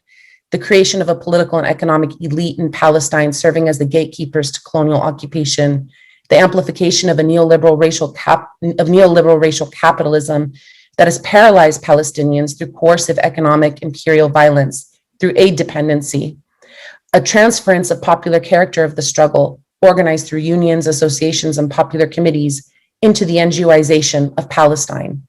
Endless Zionist aggression, settler expansion, sieges, and a more robust military occupation that treats Palestine as a laboratory for the creation and expansion of surveillance, crowd control, and carceral technologies, then sold onto world markets. Coupled with a split in national unity among Palestine's dominant factions and increasingly fractured geographies and communities, the political despair among young people is a quite natural result of their circumstances. Yet through all this, Palestinian student and youth movements continuously have attempted to regain their role in the Palestinian struggle, precisely by rejecting Oslo as a descriptive regime of their conditions and as a solution to their political struggle. In 2006, the Palestinian Youth Movement was formed, bringing together young Palestinians from 33 countries worldwide who would explore an out to the Oslo deadlock and committed to revitalizing a shared sense of responsibility to the liberation of all of historic Palestine. In 2011, Palestinian youth movements inside of the homeland rose up alongside their Arab counterparts during the Arab uprisings. They were calling for an end to security cooperation between the Palestinian Authority and Israel and an end to the split in national unity. Then again in 2015, Palestinian youth rose up to defend themselves, families, and their lands against increased settler vigilante violence and Israeli state land annexation and military violence. In Gaza, young people have fought alongside their society against the ruthless Israeli airstrike campaigns in 2009, 2012, 2014, and now in 2021, and mobilized 3 months of weekly protests during which they were shot, maimed, and assaulted during the 2018 Great March of Return. Across the world, Palestinian youth have mobilized every tool at their disposal and are drawing crucial links between the Palestinian struggle with other anti-colonial and anti-racist struggles. They have amplified global boycott, divestment, and sanctions campaigns and are working to end normalization agreements between their host states and the Zionist settler colonial regime. Palestinian youth have worked endlessly to garner worldwide support for the moral integrity of the Palestinian struggle, meanwhile defending their homes, lives, careers, and communities from ruthless Zionist repression campaigns against them in diaspora. This especially includes the suppression of Palestinian narratives and free speech by the media, including by social media tech giants, as we've recently seen, Zoom, YouTube, Facebook, Instagram, Venmo, Eventbrite, GoFundMe, and much more. Through these efforts, political fatigue generated by the Oslo paradigm has gripped Palestinian student and youth movements so deeply that a permanent solution to political disjunction has never been quite reached. Yet, as the events of these last 2 months have demonstrated for us, Palestinians will continue to rise up in new forms until they attain their freedom, always breathing life into the dead-end strategies and systems. The power of the events of the last 2 months, what is now being regarded as the Unity Intifada, is that it demonstrates a popular will to overturn the Oslo paradigm and the will to continue sustaining struggle until freedom is achieved. Whether or not the Unity Intifada will be sustained or mirror past intifadas is a question for another time. What is valuable here is to recognize a few key characteristics of the recent uprisings. What began in Sheikh Jarrah and Al-Aqsa compound struck a nerve in Palestinian society more broadly, mobilizing actions across all of historic Palestine, movements of historic proportions we have not seen, we have not quite seen since the 1936 general strikes, overturning the fracture of Palestinian people and geography that the Oslo Accords had solidified. This particular moment signified the popular character of the Palestinian struggle. The popular character of the Palestinian struggle. It demonstrated that even with the political co-optation of the Palestinian political establishment, some of the parties, the impasse and paralysis of this establishment, resistance will not be vanquished. Sheikh Jarrah was once every place in Palestine. The Intifada demonstrated a rekindling of the bonds of time, a rooting of the current differential context, occupation in the West Bank, ethnic cleansing in Jerusalem, apartheid policies in 1948 Palestine, racialized siege in the Gaza Strip, exile, refugeehood, and dispossession, with its original source, the 1948 Nakba and Zionist settler colonialism. Part of the reason it was able to do so was the profound role that young Palestinians, who are technically citizens of the settler state, these are Palestinians from 1948 territories, rose up and were met with brutal state and settler violence. This community of Palestinians rose up in defense of Jerusalem, but also to assert their rights and belonging to the collective Palestinian body politic, rejecting the settler colonial apparatus's imposition upon them and their lands, and affirming a commitment not to a rights-based integration into settler colonial designs, but to decolonial Palestinian futures. Utilizing every tool at their disposal, this Intifada showcase that there are new tools that are being used by young Palestinians, such as social media, youth who are inventing new modes of resistance in the contemporary context, youth like Muna and Muhammad al-Kurd, the twins from Sheikh Jarrah, who took to the streets and social media since they were children to defend their own family and community in Sheikh Jarrah, picking up where their grandmother, Rifqa al-Kurd, had left off just a couple years ago when she died at the age of 103. This demonstrates the intergenerational character of the Palestinian struggle, where new young people are picking up where their parents and grandparents have left off. Last, the resistance from Gaza in particular is something that we should consider. It ended the Israeli assault in 11 days. Though 248 Palestinians were slaughtered, thousands severely injured, and nearly 100,000 displaced, the resistance demonstrated a commitment to fight even through asymmetrical warfare. Some may find value of this resistance as a display of an increased military preparation and capacity in the Gaza Strip. However, the effects of this resistance on Palestinian collective consciousness and the psychological orientation of Palestinians and their co-struggles toward the cause is more important here.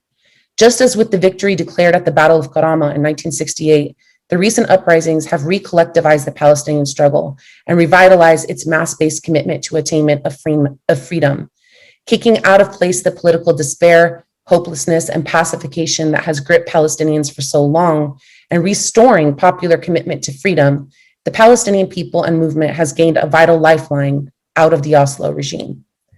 Palestinian society, inside and outside of the historic homeland, is revitalizing its commitment to the boundless fervor of resistance.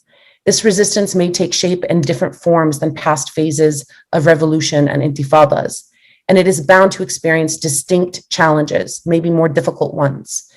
But the Unity Intifada demonstrates a popular refusal to comply with colonial architectures, designs, laws, and policies which have facilitated Palestinian land loss, racial subjugation, death, and dispossession for 73 years.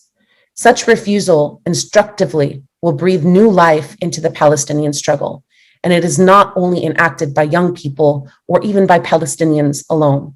This process is about the making of history and a people, young people coming to age as their entire society is testing the boundaries of possibility. Rather than thinking about the role of youth in the Palestinian struggle, I propose that moving forward, it would be potent to think about the Palestinian struggle as always young, because it will always be reborn, account for shifting technologies of settler colonial eradication and racialized subjugation toward decolonization. Thank you.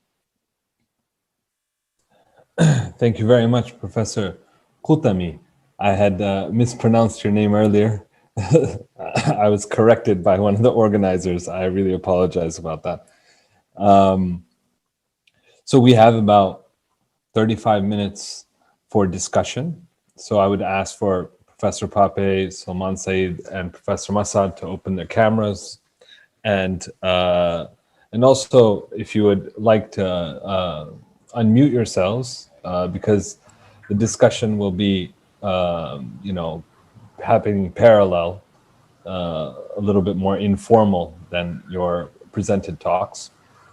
I will, over the course of the discussion, interject with questions that have been raised by viewers on YouTube and on our social media platforms.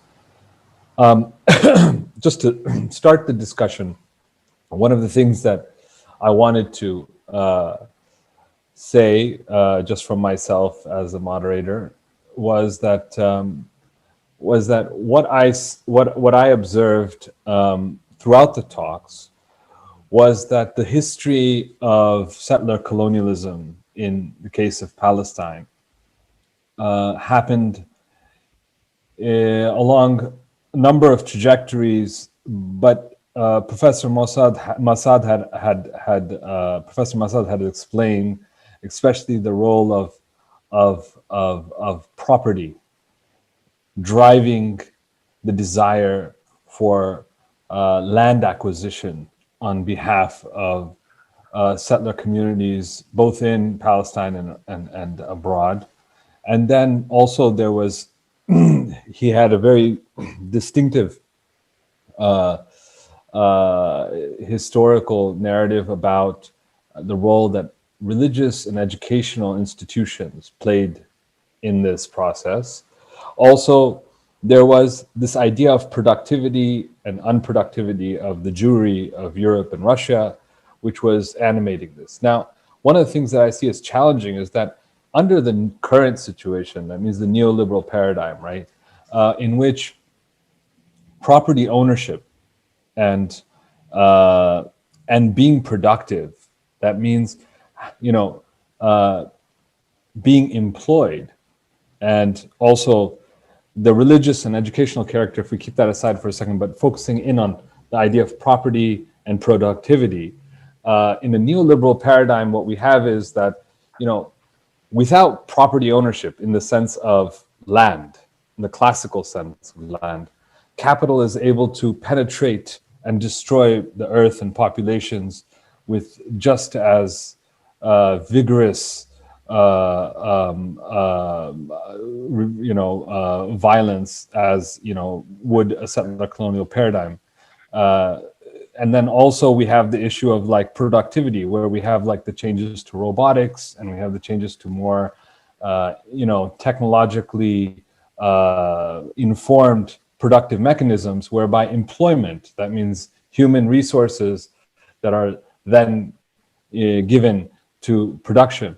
Now, this kind of neoliberal paradigm makes obsolete, for instance, claims for reparations in some senses, makes obsolete, for instance, classical union arguments of like, employment, given that now corporations, through financial capital and through unproductive means of production, can ravage societies and countries.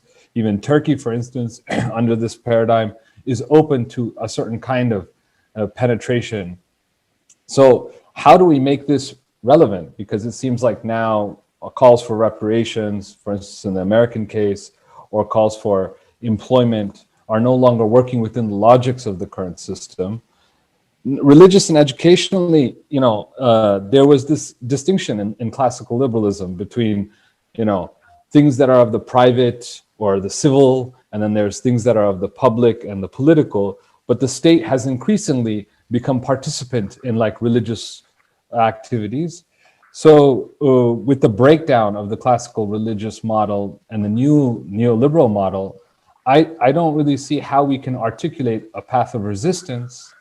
What I'm trying to say is that the way that settler colonialism happened on a paradigm of politics that was completely different than the way that it happens now. So I'm just opening this up to Professor Pape, Sayed, Kutami, Masad. How do we deal with the current paradigm? That means the settler colonial paradigm was different in a certain sense. The economics of that period, the motivations of that period seems different than they do today. Why would you believe that decolonization would leave untouched those kinds of relationships that you describe? I mean, I think it was in Alain's talk where he talked about the incomplete decolonization. And surely part of the decolonization process is to recognize that decolonization of the periphery is undergoing place, but what is necessary is actually decolonization of the metropole as well. And that surely involves something more than just allowing, those kinds of logics of property that you describe to simply continue. I think it's really important that we don't confuse decolonization and decoloniality simply with a question of attitudes, and understand it as really both an exchange of power, a transformation. This is why it requires politics, and this is why it's not really given up so easily. So my kind of thing would be that decolonization has to be seen more than an attitude.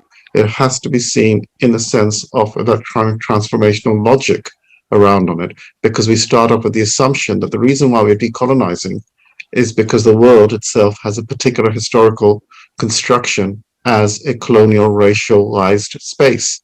And that's what's being decolonized, rather than generically evil in itself, that's why how would I respond to that, Perhaps I would add the question of land and property. After all, settler colonialism continues to have much avarice for the acquisition of land, whether it's in Palestine or in the US or in Australia or Canada or elsewhere. So that the question of land and property continues to be central to the ongoing settler colonial attempt at colonizing areas it had not yet successfully controlled. So I'm not sure the question of land and property has ceased to be of import to the ongoing colonial settler understanding of the economy, as well as of the ideology that comes before it. I mean, what's interesting to me is precisely this. The general line that was used to justify settler colonization was that the European bourgeoisie, whether the Christian bourgeoisie or the West European Jewish bourgeoisie, which was much smaller, the idea was to save the poor. Right, that settler colonialism was a way of saving the poor, whether Christians or Jews, when in fact it was a way of saving the rich.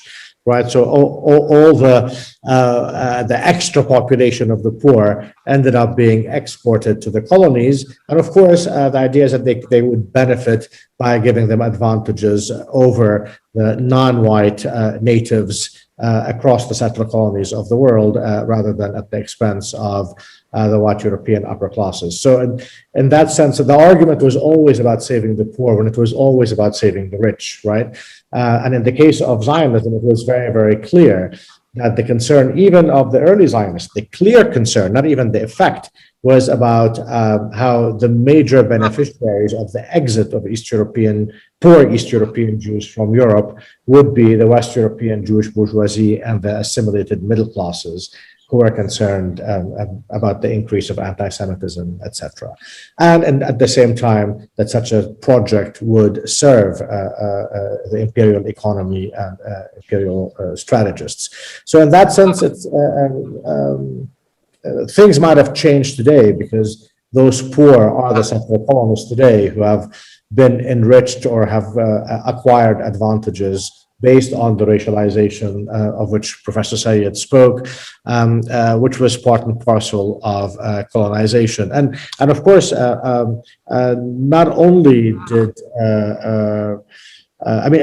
what was happening inside Europe even before the Nazis, let's say in the case of Bismarckian Germany, for example, the strategies that were used to colonize or settler colonize the parts of Poland annexed by Germany since the 18th century, especially the province of Posen, where in the 1870s through the 1890s, a German colonization association was set up to increase the German settler colonists to outnumber the Polish natives, would include several of the early Zionist planners, including Arthur Rupin, which Professor Papre mentioned earlier, who was born in Posen, in fact, in Poland, had been an ally of German colonization of Posen and of Poland, and would learn from the strategies and would bring over both German Jews and German Christians who participated in the colonization of Posen. So what you have is also internal European colonialism working as a model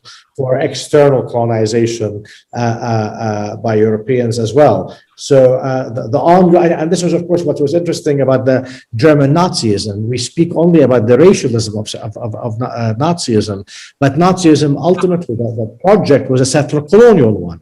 How to take over all of Eastern Europe and Russia, and how to transform Russia into the agricultural land for Nazi Germany, and to settle it all with German settlers and push all the Slavs to the east and of course kill the Jews.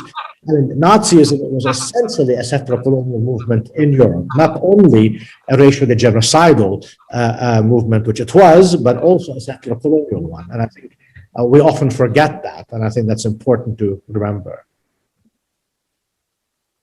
Yeah, can I add something to this? I think that at the heart of any neoliberal project and the heart of any settler colonial project, regardless whether it was in the late 19th century or we're talking about projects of this kind today, is dehumanization, is the racial dehumanization, if you want. The fact that you can dispense with people in various ways. They probably change according to the change of historical circumstances, the balance of power, and so on. But this basic abuse of humanity is at the heart of these policies and attitudes. And in a way, dispensing with a community that works in a factory or kind of totally destroying an infrastructure in order to make a bit more money, has at its very heart the same kind of idea and license to do with people whatever you want. You can ship them to a punitive colony, you can ethnically cleanse them, you can genocide them. We tend to think that the Declaration of Human Rights after 1948 and international law, especially in its development after the 1960s, and if you want the history of the search for human rights, somehow was an antidote for such behaviors, attitudes. And we sobered up and we know it isn't. It isn't. And one of the reasons is, of course, that all these foundations were laid when most of the world was still colonized. In 1948, most of the world was still colonized when people talked about human rights declaration. And it was only triggered because Europeans genocided other Europeans. It wasn't triggered because the Belgians genocided the people of Congo or Africans were genocided in the slave trade. That was never a good enough reason to have a human rights declaration. That's why I was talking about this genealogy of the struggle for human rights and the genealogy of how racism operated at different historical period And one of the kind of instances of history which I think we could bring back is the instances where actually African Americans who were fighting against racism in the 1930s and knew exactly what was happening in Germany, demanded from the League of Nations to have an international conference on racism, not on Nazism, on racism. And the main opponents was the American delegation to the League of Nations. They refused to have a discussion on racism in the 1930s for obvious reasons. I don't think it's that different from discussions on the ICC today. So you have these structural patterns that are still there, of course, with different colors, different innuendos, different contours, because the historical circumstances have changed.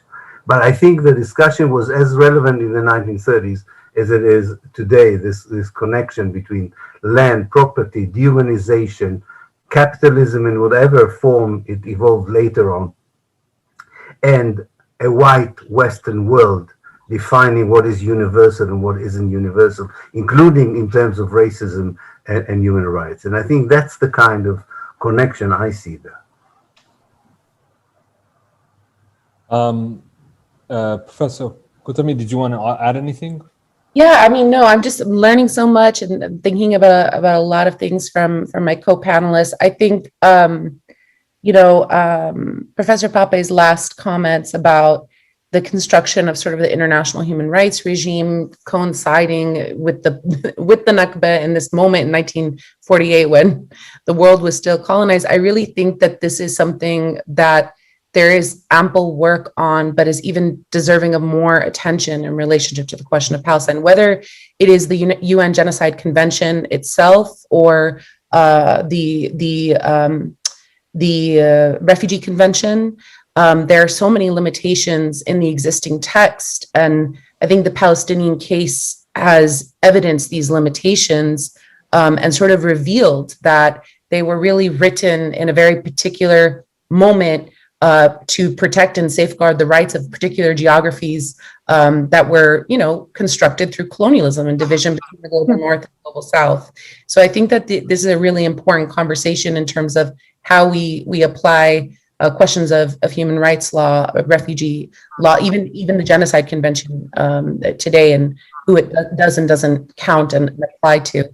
The other thing, going back, I think, Awais, to your original comment, and I don't know if this is sort of a deviation from what you had in mind, but it's just something that I was thinking about, which is, when I think about the value of ethnic studies and what it can reveal for Palestine, I'm thinking a lot about Black studies and carceral studies. And specifically on this, it seems like so many activists and scholars were really struggling with the tension between settler colonialism, really relying on the extinguishment of a native population, right? And ideas around exploitation of labor and around property and bodies being property. But I think one thing that I think is important, I'm seeing a lot of young Palestinian and a lot of other young scholars really talking about, is the co-constitutive relationship between ethnic cleansing, but also racial containment, where especially since September 11th, 2001,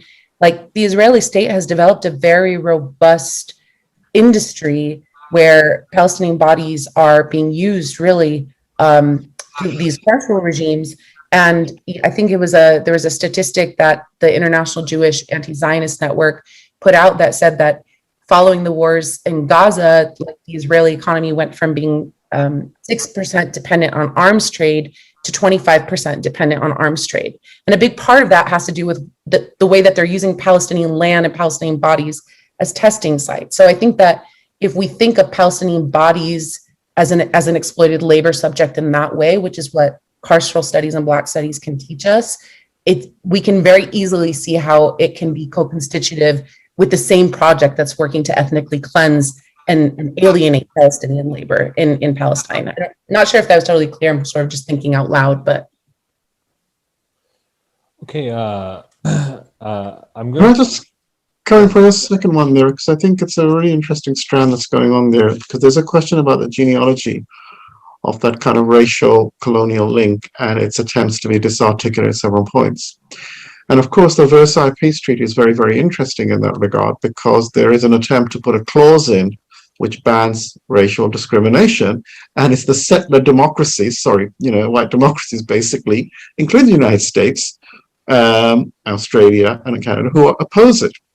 And why that's important is for two reasons. One, there remains a very powerful narrative about the link between democracy and anti-racist and anti-colonial relationships, when in fact, the history of colonialism has been that the democracies have been involved in colonialism quite comfortably, liberal democracies.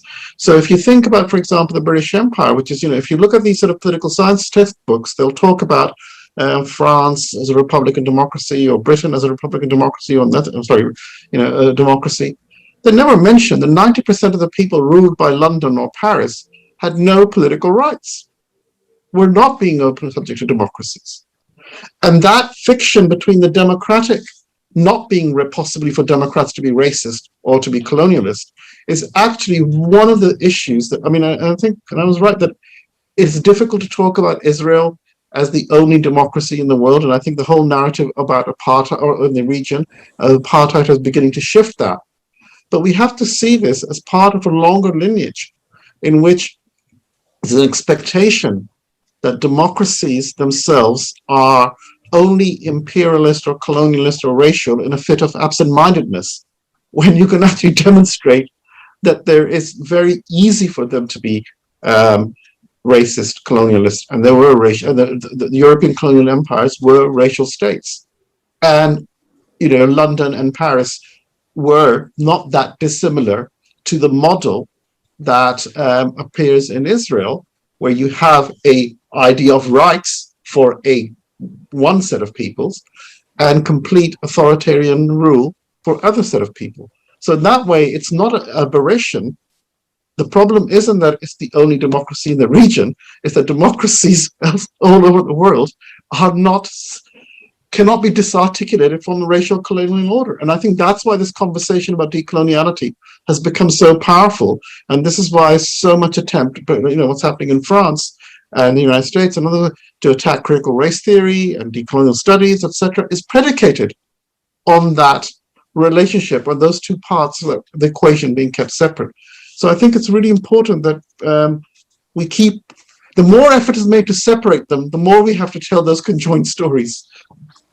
I like to call them master race democracies. Yeah, here-involved democracies, let's be. And always master race democracies, usually also master gender democracies, at least historically. Yeah. But I think in that sense that, I think it's important to make that connection always as one and the same. I'm always, or sometimes I'm taken aback by some activists who would claim how there's a certain silence on Israeli atrocities by the democracies. Why don't they speak about them? And I always respond to them saying, I don't understand. When does the world speak about increasing repression by the Australian government of Australian Aborigines? When do we see world coverage of the UN jump to help Native Americans when they're being attacked or their lands being taken by the US or Canada or elsewhere? In fact, they're all silent. There is nothing special about the treatment of Israel in this regard. All the master race settler colonies treat each other exactly in the same way and are supported by the imperial colonial countries in Europe. So, the only thing I would add is it was not just the master race settler democracies, because Britain and France, who wouldn't call themselves settler, would still do the same thing. So I think it's something more intrinsic. And if you want to go back to Athens and Sparta, you could also do that as well. In a way, So I think it's important to have this, this kind of a broader palette of examples by which we can actually try and de-exceptionalize that kind of Plato to NATO narrative, which ultimately is what hinges much of the conversation around these issues and prevents us from thinking anew of different kind of possibilities for all concerned.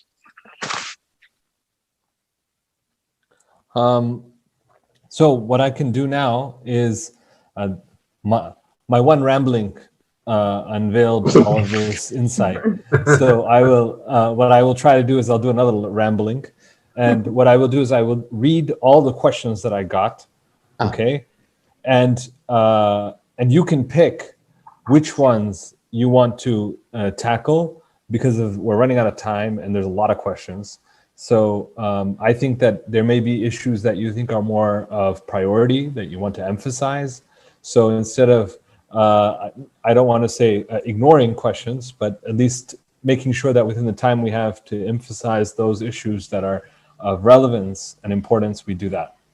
So question number one, you could take out your pencils and paper. How did Zionism go from being a movement of desperate poor Jewish communities to becoming a potent global movement whose alliance with imperial and great powers came of benefit? I mean, that's one question. Many observers have made the argument that while Zionism presents itself as a defender of Jews worldwide, it has allied itself throughout its history with some of the most anti-Semitic people, movements, evangelicals, etc. How do we explain this contradiction or this tension? Is Zionism, third question, is Zionism as a settler colonialist movement and championing Jewish supremacy in Palestine different from other settler colonial movements? So is there anything very specific we can, I think that we've talked about how they're very similar, but is there something very different? Examples such as the person lists, Europeans colonizing the Americas, South Africa, Algeria, etc. So the Palestinian cause has become a global, this is number 4, the Palestinian cause has become a global struggle against racism and colonization. What distinguishes the Palestinian cause from other struggles? Same question. Zionists try to attribute this to a double standard or anti-Semitism. Why does Palestine transcend many struggles and attract a worldwide range of supporters? So that wasn't completely clear to me, but next question. It seems that there is a great correlation between Islamophobes and Zionists. Can you elaborate on that relationship? Why are most Zionists Islamophobes and most Islamophobes Zionists? And then they add to this, this doesn't exclude Muslim Zionists. So how do we make sense of this idea of Muslim Zionists or Muslim Islamophobes, I guess? Looking over a century of Zionism to colonize the land and expel indigenous population and replace them with other people, which objectives can be successful and which have failed? So this is kind of like putting your historian's hat on, trying to look back. And where do you see the trajectory going? Is Zionism doomed? Is there some inevitable contradiction in Zionism that will unfold some kind of doom? Or is it able to constantly rehabilitate itself? How do you defend the false charge of anti-Semitism? That's another question. This is an interesting question. Next question. Knowing the mentality of the Israeli state, can a non-violent struggle ultimately work to dismantle Zionism or Jewish domination? If yes, how? And then there's a couple of things on youth movements. I think these are questions particularly to Professor Qutaimi. How come, if, as you say, Palestinian youth movements were instrumental in continuing the struggle for Palestine, how come their influence remains very limited now? It seems that political factions with their own agenda are able to usurp the sacrifices of the youth. How can we get out of this cycle? What is the main agenda of the current Palestinian youth movements? How do we bolster their objectives? Are these movements united or fragmented? Is there a leadership like maybe the student unions that you were talking about earlier? Do we have anything like that? I know those are youth movements, but I know all of you are connected to young people. So I just laid those out there, and I would just encourage you guys to have a discussion on these issues. A lot of these topics are interrelated. Some of them overlap. I'll just begin by picking someone. Professor Kutemi, can you begin, please, to open this? Yes. Wow, that was a lot of questions, but they're really great questions. I'll just give some minor comments for a couple of the questions and then focus a little bit more on the youth movements questions. So I think the first question about why Palestine's become a global issue. I think Palestine has been a global issue for a very long time. I think it's received maybe a renewal in the last decade. But, you know, if we think about the history of Palestine as part of internationalist struggle in the 1960s and the 1970s, leftist, anti-capitalist, anti-war, anti-racist, anti-colonial movements had a very clear analysis and position on Palestine, whether it was in South Africa or in so many other geographies and places in the world. I think one of the things that today is allowing for Palestine to become more of a global struggle is that the Zionist project, quite frankly, makes it very easy to draw direct linkages between the struggle that Palestinians are enduring that can be legible to other communities. So whether it's a struggle about colonially erected borders that displaces people, that can resonate with immigrant and refugee communities, people who've been displaced by war and empire, whether it's a struggle against gendered and sexual state violence, gendered and sexual torture in prisons, something that can resonate with a lot of women of color feminists, anti-imperialist feminists. If it's a struggle against captivity and carcerality and prisoners, that's something, that Palestinians can draw direct linkage to with other communities who are struggling against carceral regimes, prison systems, and policing. So I think that there's so many ways, climate justice, environmental degradation, indigenous solidarities around land theft and dispossession. There's so many entry points into the Palestinian struggle. And so I think a lot of people across the world who've experienced struggle in so many different ways can find that entryway into Palestine. That's a little bit more on the activist and sort of day-to-day people level. I do want to just say real quick about the Islamophobes and the Zionists. This is something that in the activist circuits really bothers me a lot when we talk about Islamophobia. In the United States, very often there's a sort of disentanglement from understanding Islamophobia as rooted in histories of empire and war and colonialism and imperialism, and sort of like this like inherent bias, lack of cultural understanding, sort of discrimination.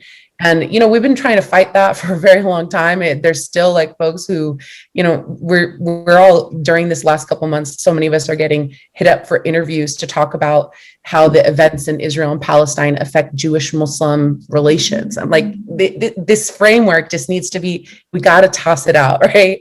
But I think it's really important to understand that the contemporary forms of Islamophobia, anti-Muslim racism that we face today, not just in the United States, but on a global scale, is deeply linked to the history of Zionism. It's deeply linked to the United States and Western forces' endorsement of Zionism, the building of a counterterrorism discursive apparatus to delegitimize Palestinian resistance, a legal apparatus to criminalize Palestinian resistance, especially after 1967. And that was in deep collusion with first world countries' suppression of anti-colonial movements and anti-racist movements that were happening everywhere, from South Africa to Black struggle in the US and so forth.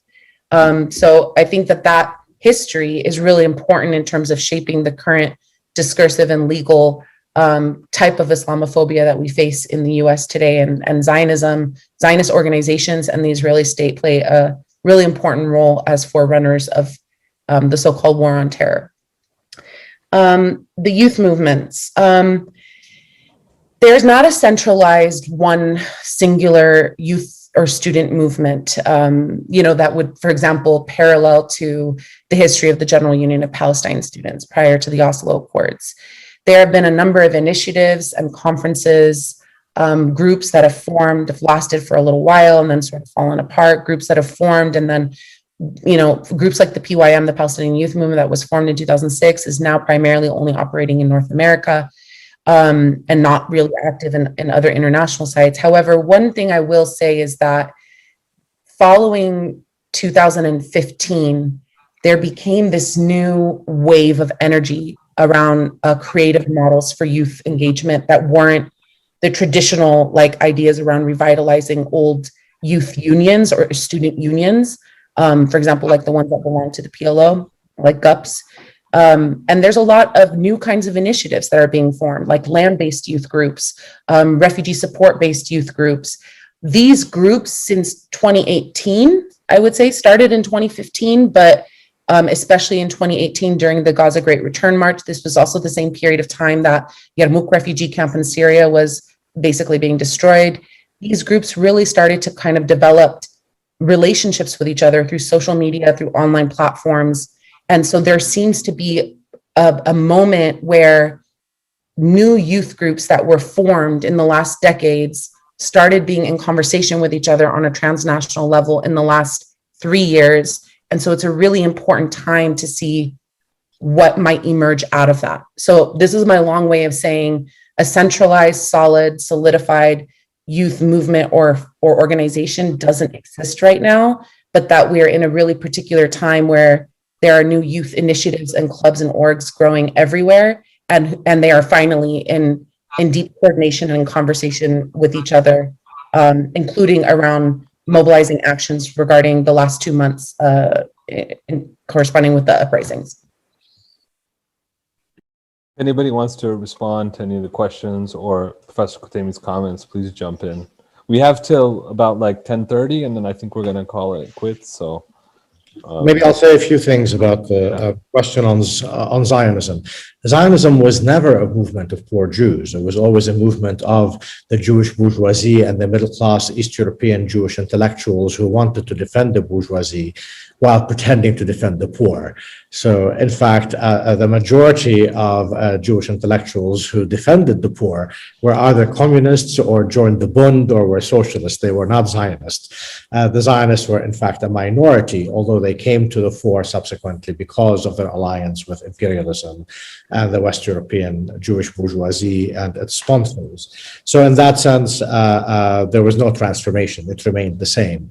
Its relationship to anti-Semites and to Christian evangelical anti-Semites, secular ones, was very much part of its, of the background of its project, which is what I tried to illustrate and give examples of in the lecture that I gave earlier.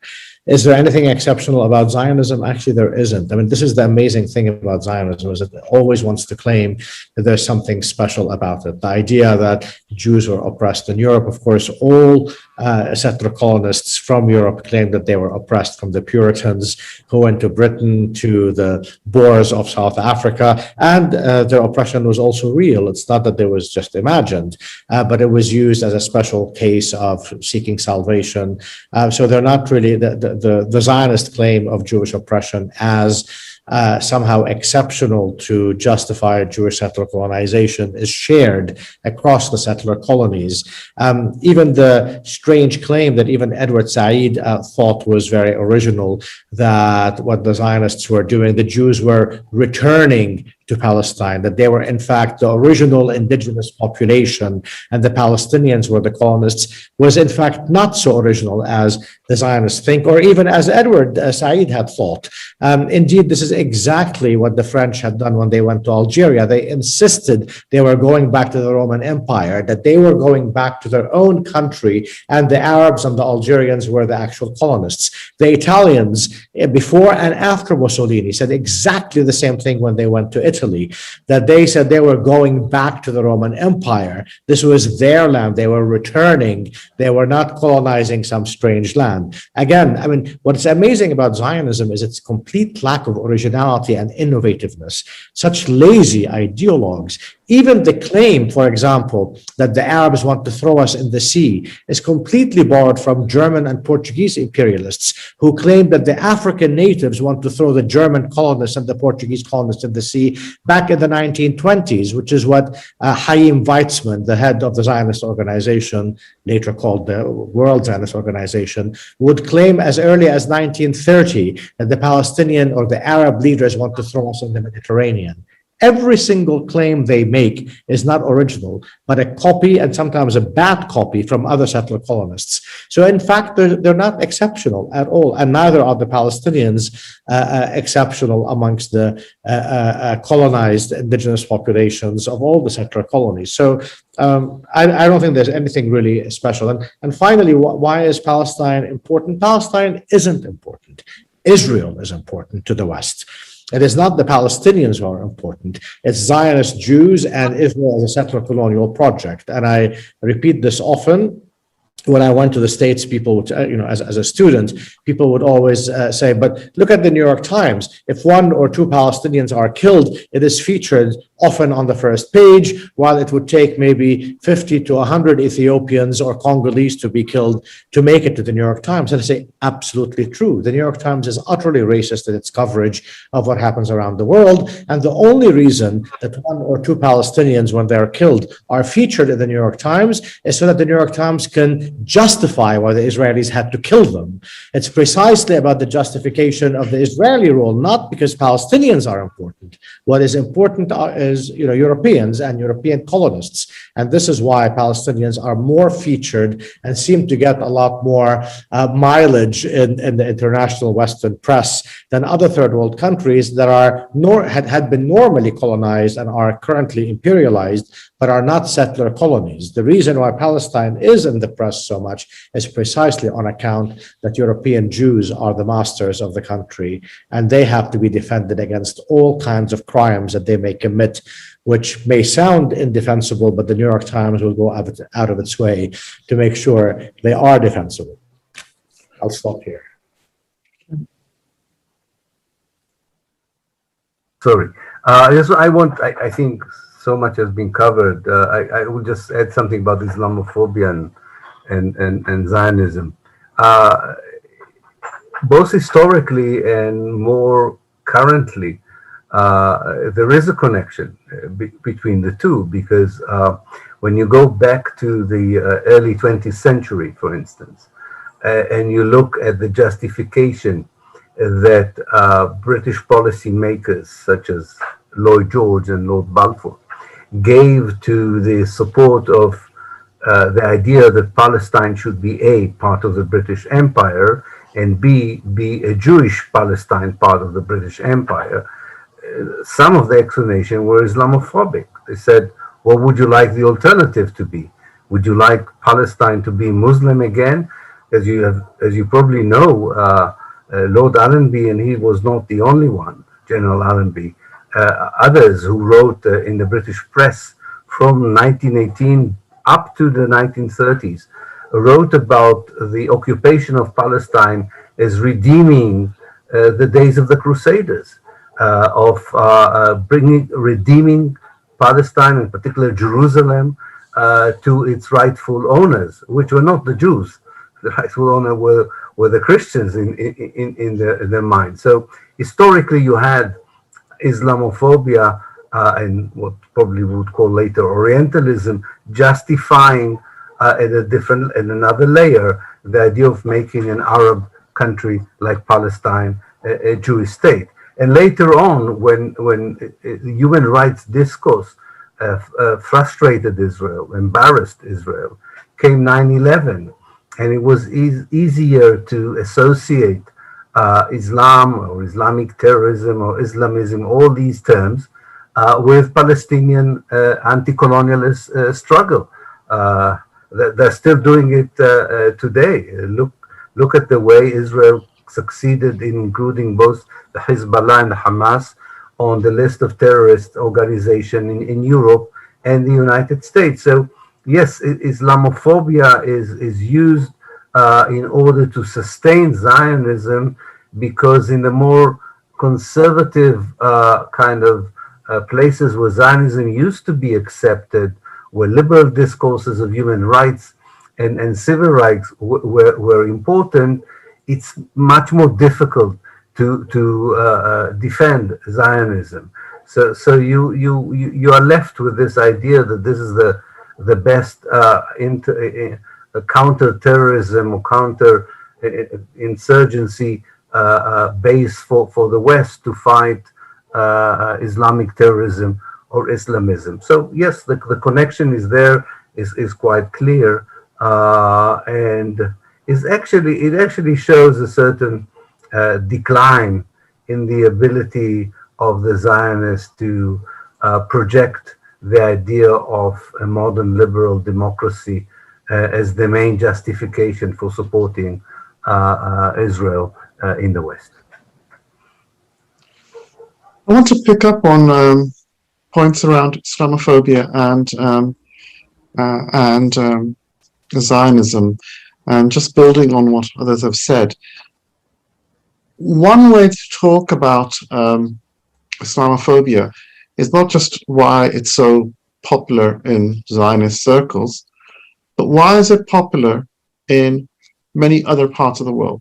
So if you remember when the shock of Trump being elected, Macron was one of the European leaders touted as the anti-Trump.